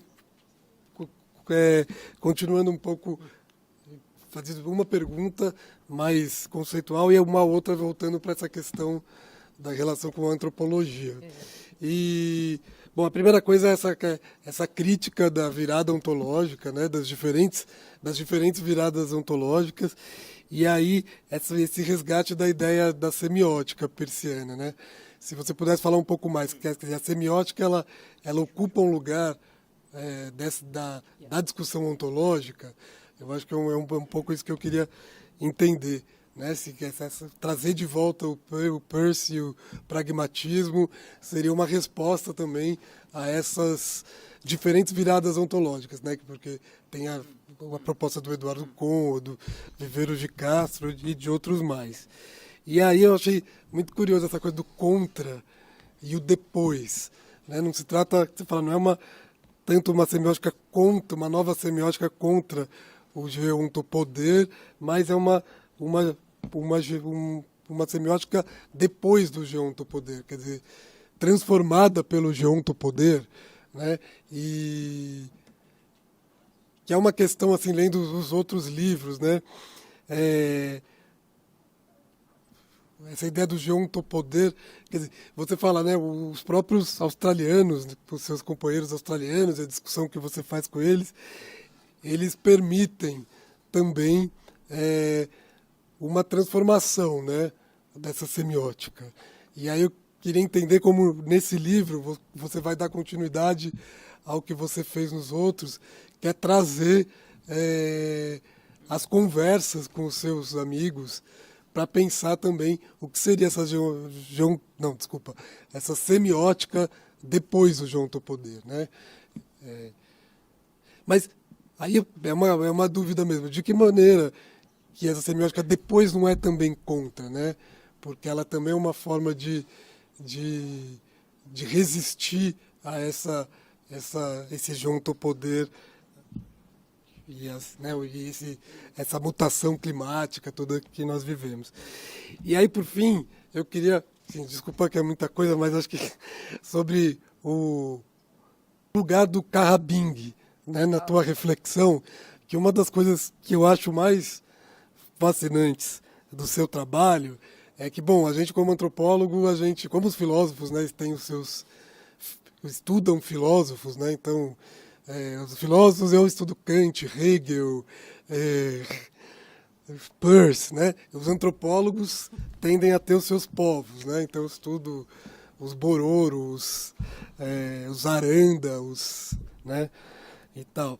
E aqui você propõe uma coisa, né, que, como você fala, não é exatamente a antropologia o que eu quero fazer, mas todo o teu trabalho é um diálogo com um grupo que não é um grupo étnico, né, mas é um coletivo de criação, né, de criação artística. E para você falar um pouco mais dessa ideia, quer dizer, você não está falando também sobre o coletivo Carrabing, do qual você também faz parte, né? Você não está fora, mas você está pensando com o coletivo Carrabing e como que isso faz parte do teu pensamento e que você diz que esse pensamento não é exatamente antropologia. Então eu queria que você falasse um pouco sobre isso. Desculpa, eu não sei se eu fui muito confuso. I'm just not very good at it. Yeah. Not very good at it. Okay, good. Thank you. You're welcome. No, thank you.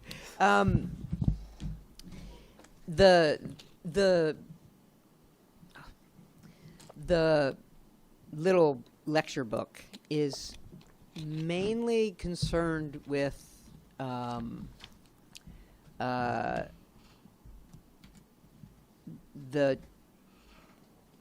the various traditions that mobilize a pragmatist approach to semiotics. So, in some ways, because that's the one closest to my heart. So I always think I'm not just talking against someone over there. I'm like, Beth, what is implicated in your love affair with this thing? Like how? Yeah, okay. Because that's again, that's more, I guess, more interesting if I'm going to think like how I have been formed in these relational materialization. Okay. So that said, like I love Marisol's work, and I don't think it teeters maybe. I'm not sure. I just again, these are people I really love. So I'm just, and I love myself, but I'm always, it's this movement in which there are two things that concern me. That concern this book, but concern me more generally, which is this drive to produce a concept or a theory that has universal reach,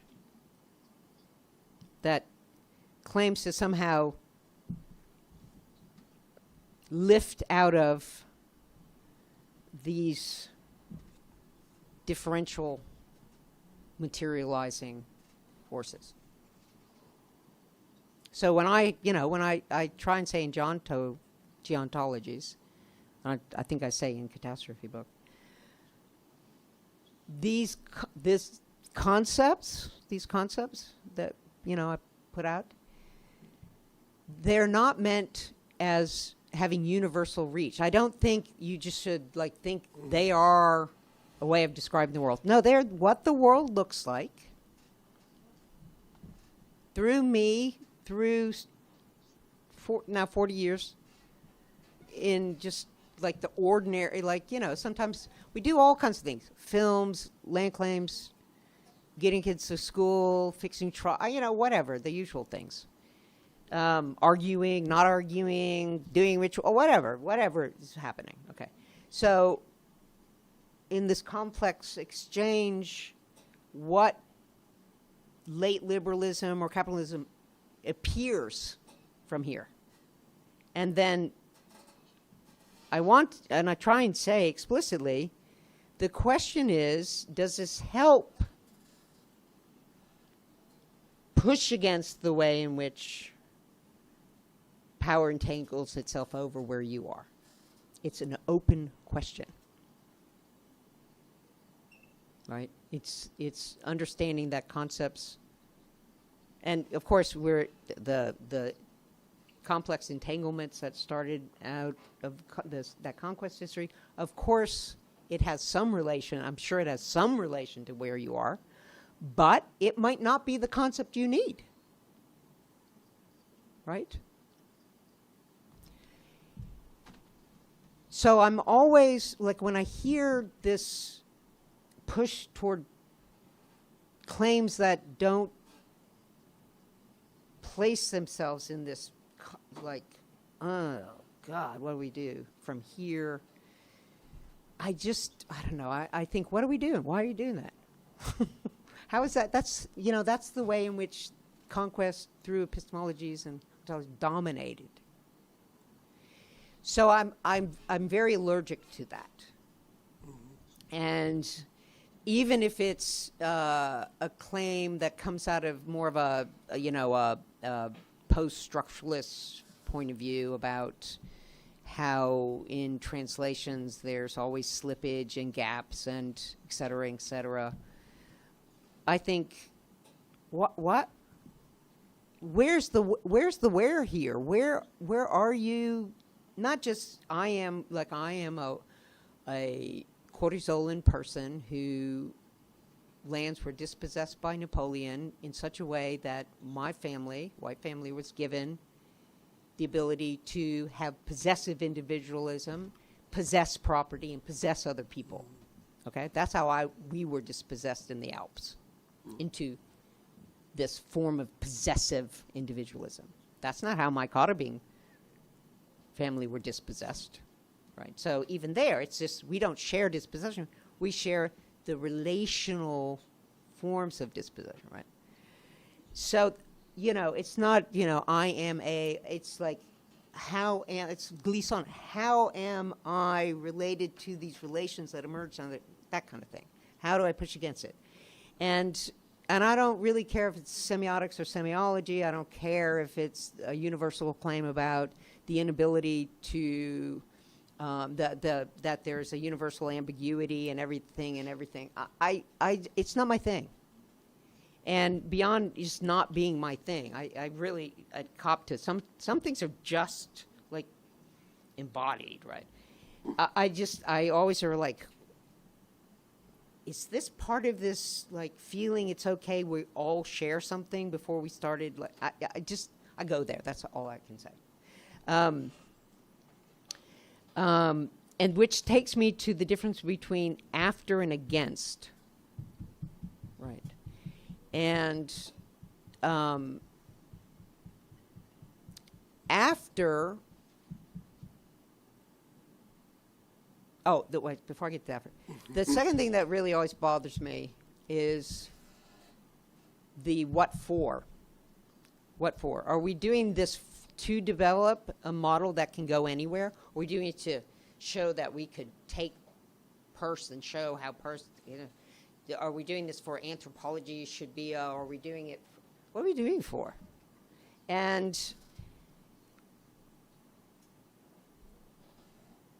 maybe it's because of the way I was pulled into the field. It was very clear what I was, whether I actually do it or only partially do it or fail to do it or it's possible to do because of how I'm positioned and all this. The invitation was very clear. This was not for anthropology. This was not to create some universal thing. This was not to be a translation machine. This was to, like, try and figure out alongside how this machine of governance was working and help try and interrupt it. So that's how I read everything. What do you think this is? You see what I'm saying? And that is against geontopower. And for me at least, if your mission as assigned by people no longer with you, but you're still obligated to, now you have their great grandkids, and you see the obligation looking at you and looking at, our generation, then you end up thinking, am I aligned to trying to show how this or that can overcome, or just this constant struggle against? So it's also this a kind of temporal thing. Do you think that now, okay, now, or do you think, no, it's just like they're never going to stop trying to keep this relational with you, so you just have to keep going against whatever form of power it takes and all the little tricks. And then you stop caring even about semiotics. Like, if it's in the way, fuck it, get rid of it. or start, where is in any of this is the trick? Okay. Codabing, you know, codabing, we don't really, people ask us, when did codabing start? And we all say, I think we kind of usually say 2009, 2010. Like, by then, I think I've been coming and going, like I come and go a lot. And now I try not just, anyways. So it would have been 84 to like 2010, whatever the math is there. We had been doing stuff for a long time together, and there was the result of the way in which these land claims divided communities on the basis of these very conservative anthropological models of clan, land thing. There was a huge violence, riot, whatever, everyone calls it different things, at Belleune, where everybody in Codabing had been born, going through ceremony, and et cetera. And everybody's related. Small place, 200, 250 people, and everybody's related to everybody. In shared ceremony, everything. But the law divided it. And then there was this, it's not good. And about 50 people who had become Codabing chose to leave the community, even though it meant living in tents and giving up jobs. And it was really a precarious situation, a good word to use, because, you know, once you in that kind of tent homelessness, we say long grass, you can just fall off the edge. And these were young adults, their kids, and a couple old people. So the question was, you know, how to keep going. And at one point they were saying, let's, you know, Beth, your job now is to figure out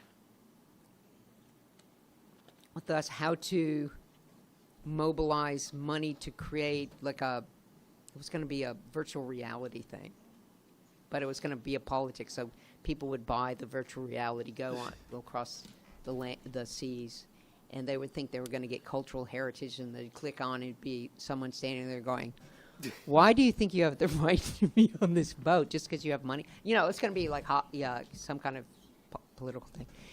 But it just didn't kind of catch on. But at the same time, this conservative government had whipped up this, it was horrible, this sex panic around indigenous culture. It's a long story. It's just I'm more than happy to say, but it's just disgusting. So the public radio, public TV wanted to do a story countering this crazy shit, and they were going to come down and interview this little group who were still going, even though like this violence from recognition and everything. And another part of the family kind of blocked the TV people, and so I was supposed to go up and lead them down. So I came back by myself, and it was a bad day. It was a bad day. We all were like, why even try anymore? Like, you know, because this is what I mean by energetics. Why even try anymore? This is just never-ending assault.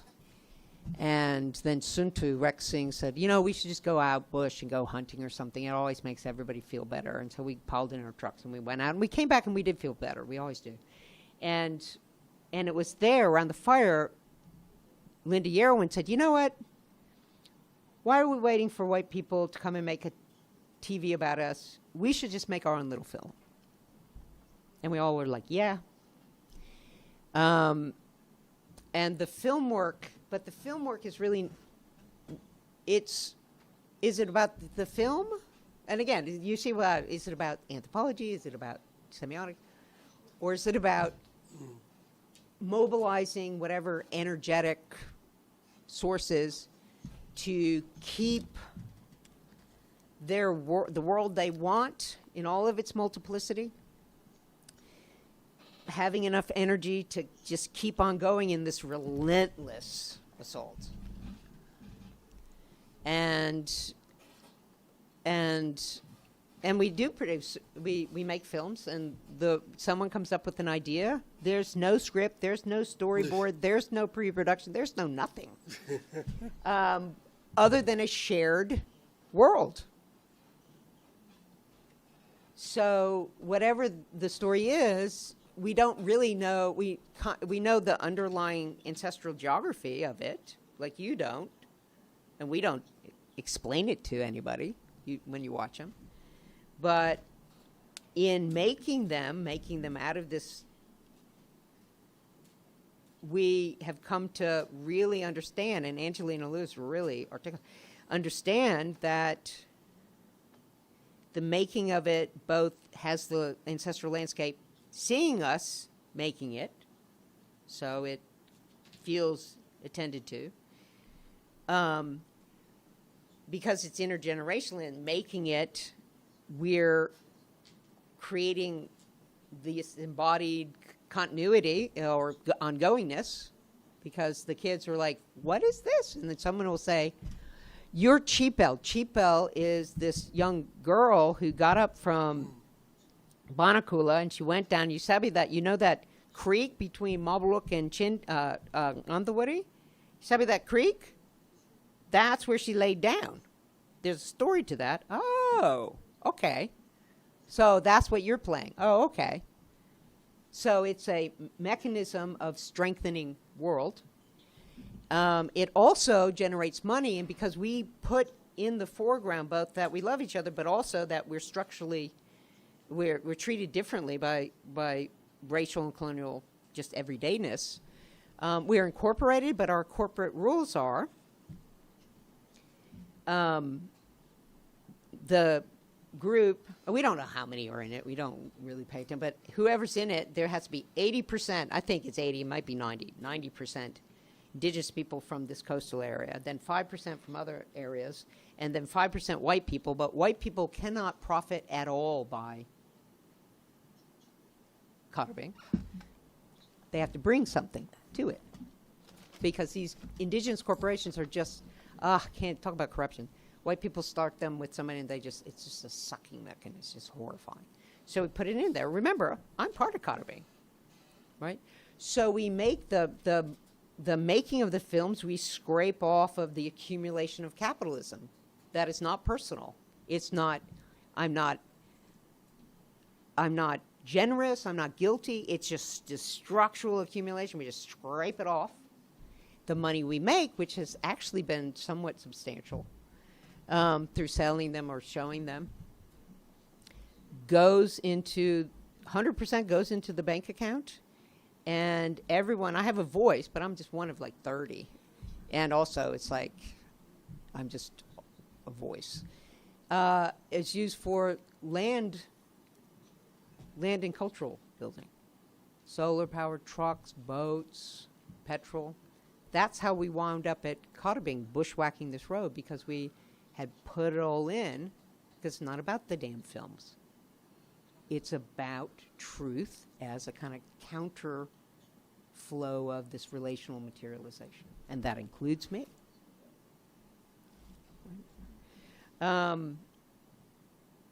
So, yeah, in the making of them, it's like really, but it's, I don't know, it's just, yeah, it's part of this energetics of continuing to belong and be obligated to a world in which their truth is transformed into either demons or belief or whatever it is transformed into.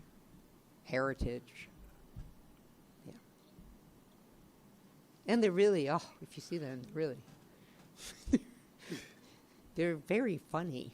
They're very, because everything's in there. It's like every part of the world they live is in there. I also, just for the record, because I'm the only white person, whenever we have to have a white person in the thing, it has to be me, and it's always like the horrible person. So I played Jack the racist, Jack the miner, Jack the zombie, like the remnant zombie and the family and the zombie. And then in Night Fishing with Ancestors, I thought I was like, you know, I'm just gonna be driving.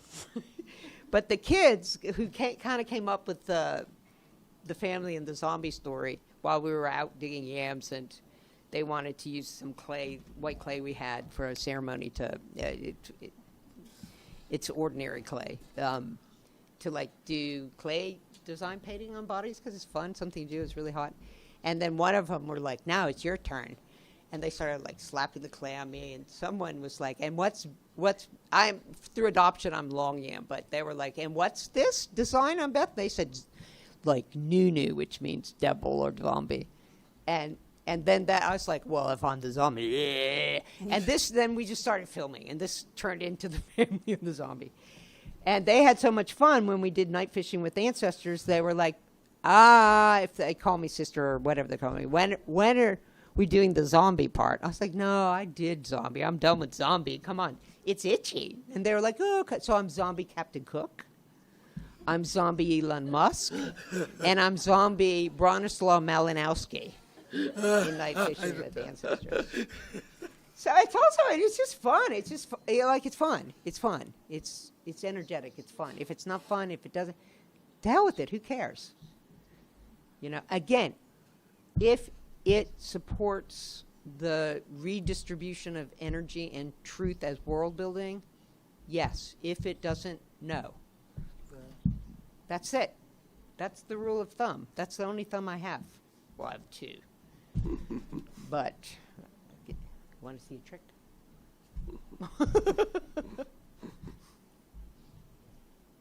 I wish anthropologists, that's what it was. I wish that's what anthropology, I wish that was what all disciplines were. That how are you in a glissant way? Were you on the deck when these relations emerged? Were you in the hull? Were you where these places were invading this way, destroying worlds, and in this vicious trade of humans, were you destroying worlds that way? And how, whether you like it or not, are you within this ongoing materialization and distribution? Well, you're looking at what are you going to do to try and interrupt it? Thinking-wise? Practice-wise?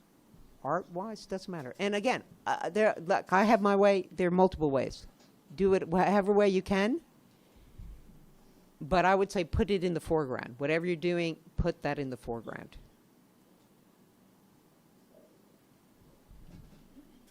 I think we should probably, aren't you? You guys should say, oh, we're tired of this. Oh, we want to put on the foreground a cup of coffee. Yeah.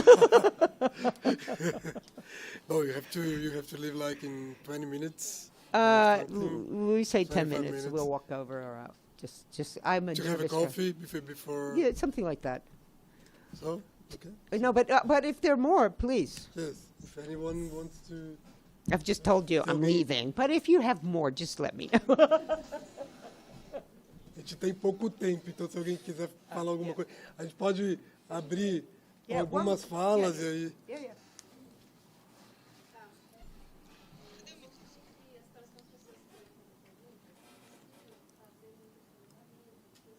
Ah, sim.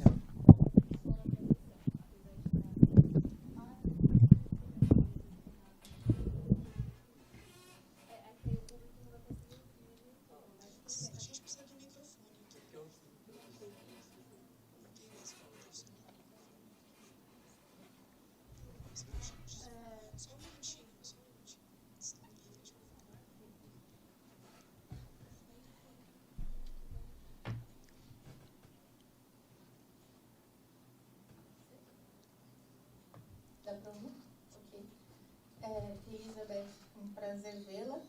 Gostei muito da sua figura, uma figura muito divertida, cheia de caras e bocas. E a academia precisa de pessoas divertidas, porque nossos professores e professoras são muito sisudos, né? Uma classe média, enfim, tanto na antropologia quanto nas outras ciências, está faltando um pouco de diversão, um pouco mais de descontração. Eu venho das Ciências Sociais, hoje eu faço doutorado em filosofia, que é uma área extremamente estéril, muito conceitual, pouco relacionada com a vida. E no Brasil a filosofia é uma ciência essencialmente machista, branca, 70% é uma classe média, homens, e, enfim, né? Isso são estudos consistentes que tem aqui no Brasil sobre a filosofia no Brasil. É uma ciência ainda, uma área ainda que não se abre, né? A antropologia não está muito longe disso também, não. Eu digo isso pela dificuldade que eu tive ao longo de todo o processo de estudo de antropologia, na graduação, no mestrado, da antropologia trazer a natureza, o que se considera a natureza, para dentro, e não ver somente a natureza como um pano de fundo. Ainda é assim nos estudos da antropologia. A base material, a base natural, né, os bois dos Nuer, eles não aparecem, só aparecem quando fazem parte da cultura humana, mas não como seres sencientes, não como seres de essência. Então não aparece. A mesma coisa, nós estamos nessa sala e a vida mesmo está acontecendo aqui fora. O bem-te-vi, o beija-flor, o pica-pau de cabeça amarela, na formiga, nas árvores, no guapuruvu que tem ali, que é uma espécie endêmica da Mata Atlântica, que nessa época ela está toda florida de amarelo, uma espécie de árvore. Mas nós estamos aqui conceitualmente discutindo humanos para humanos. O Malcolm Ferdinand, que a editora Ubu lançou, também veio ao Brasil discutir os livros dele, uma ecologia decolonial, e o que me assustou é que todas as perguntas nos cursos só se referem a humanos. As pessoas não trouxeram do livro dele as questões de natureza que ele discute, né, as alianças diplomáticas das serpentes e de outras espécies que ele traz no livro dele. Isso ficou totalmente apagado. E o seu livro eu também percebo que tem essas discussões muito fortes de natureza, mas acabam ficando em segundo plano. Uma coisa que eu fiquei pensando de uma das suas entrevistas, acho que para a Joana, é que você disse que a língua é importante para a paisagem. A língua é importante para a paisagem, né? Manifestar-se ou mostrar-se é o importante também. E eu fico pensando, como é que essa academia, que transforma uma escrita indígena em algo estéril, acadêmico, que a nossa escrita acadêmica é totalmente estéril, pode se manifestar, se mostrar nesse sentido? Como é que a língua dessa urbanidade, das pessoas que estão distanciadas do que é natureza, do que é emergência climática, do que é uma geologia da Terra, do que é essa ancestralidade do próprio planeta, como é que a gente pode exercitar outras formas acadêmicas mesmo? Porque aqui a gente é estéril, eu acho isso. As relações que a gente tem nas escritas são estéreis, elas não retratam o mundo, retratam humanos, coisas de humanos para humanos. Aí as emergências climáticas vêm e as pessoas estão totalmente perdidas sem saber de onde vem, de onde os incêndios surgem, de onde as coisas surgem, porque a gente não se conecta, a gente não tem essa materialidade no nosso corpo com o corpo da Terra, né? E a antropologia no Brasil, ao meu ver, contribuiu muito para isso. Não, por causa da sua vertente estadunidense, europeia, né, francesa, principalmente aqui na USP. Não sei se deu para entender, mas é mais ou menos isso, né? Como é que uma língua é importante para a paisagem, mas se essa paisagem ela é mais estéril?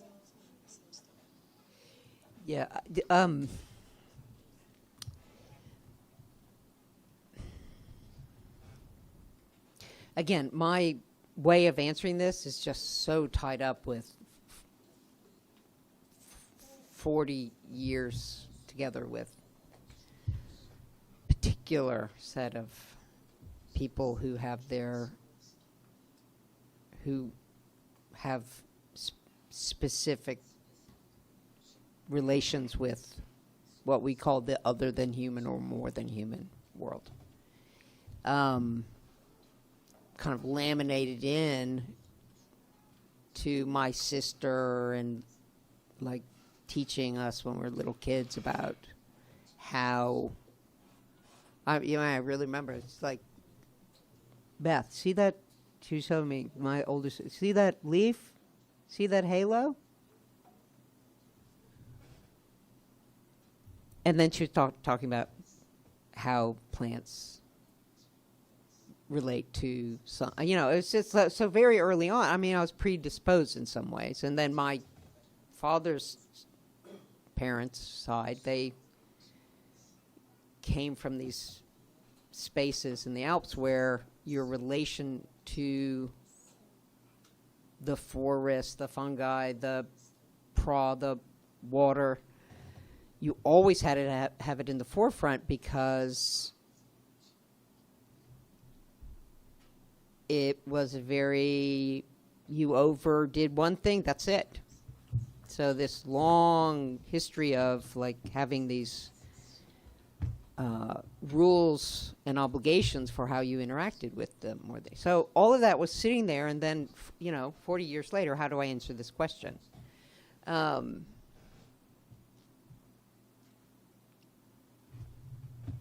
One way I answer it is that for those of us, and this very much includes my Carabing side family, who have very sustained and intimate relations with parts of what people would say would be the more than human or other than human world. And this is why, like, what am I going to do with this whole question of mind if I'm really thinking with my colleagues? Have, like, in simple ways, like when we go into the mangrove to get these big mud crabs, you know how they tend to, their little tricks.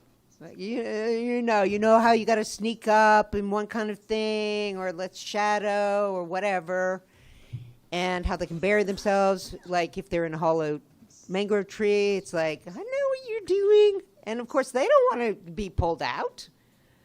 And so there's this thick interaction, you know what kind of mud, depending on what kind of mud, what kind of tree, right? It's very, you might be tempted to say, communicative relation. And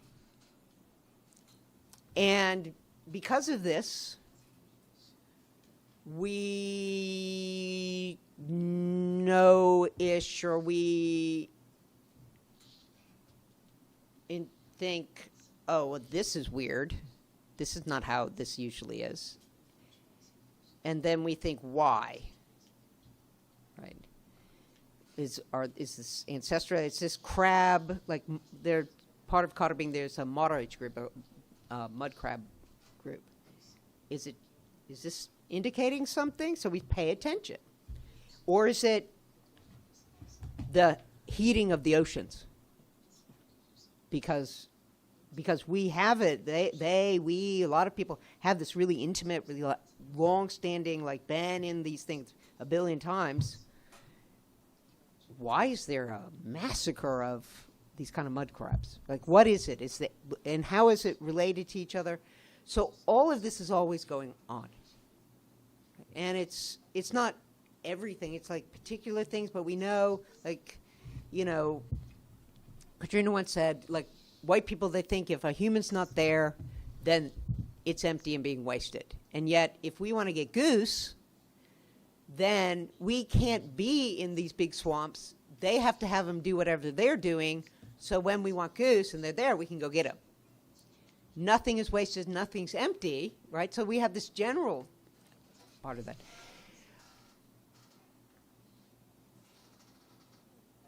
But and I always forget, like most, in the cities, a lot of people, like, what relation do they have to anything other than knowing how to sit in a chair? Like, and it's,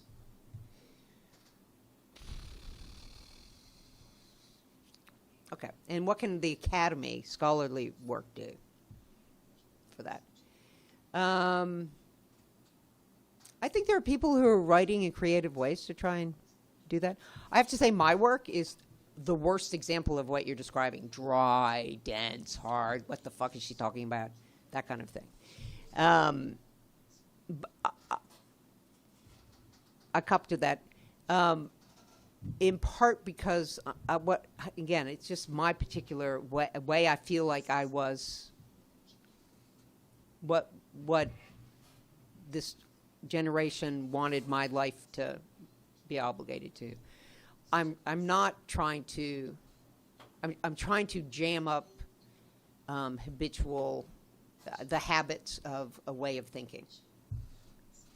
Right. Oh no! I see you. Like that's behind all my. Oh no! I see what you're doing here. I see that, and you would see it too if you were standing from here. Right. To make people not be able to move in the same way. Whether I succeed or not, probably not. And, I think our films also are not. It's interesting. I don't think they're. We know people don't quite follow everything, and they can feel that there's something they're not following. We like that. We like that they can feel they're not getting it all. Because it's not about. It's like. If you guys want to get it, you feel like there's something to get off your butt and get into. I know here, I have a particular take on this human thing.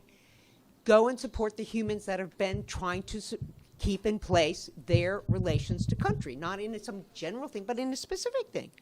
Yes, human to human, but particular humans in a particular set of differential materializations. Who have active and particular relations to their more than human can. So I'm not a humanist, but I work with people who are human and also have kinship and spiritual ties to what the West would say are non-humans. We must go. Thank you.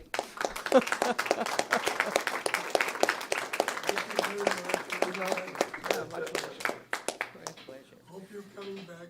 Yeah, of course. I love Brazil. I hope you're not traumatized about the weather in São Paulo. I grew up in Louisiana. It's so hot. And then I went to school. I like hot. Better to die of a heat stroke than to freeze to death. That's what I say. And probably that's a good thing these days. The problem is not only heat, but the pollution. Oh, yeah, I know. It's a headache.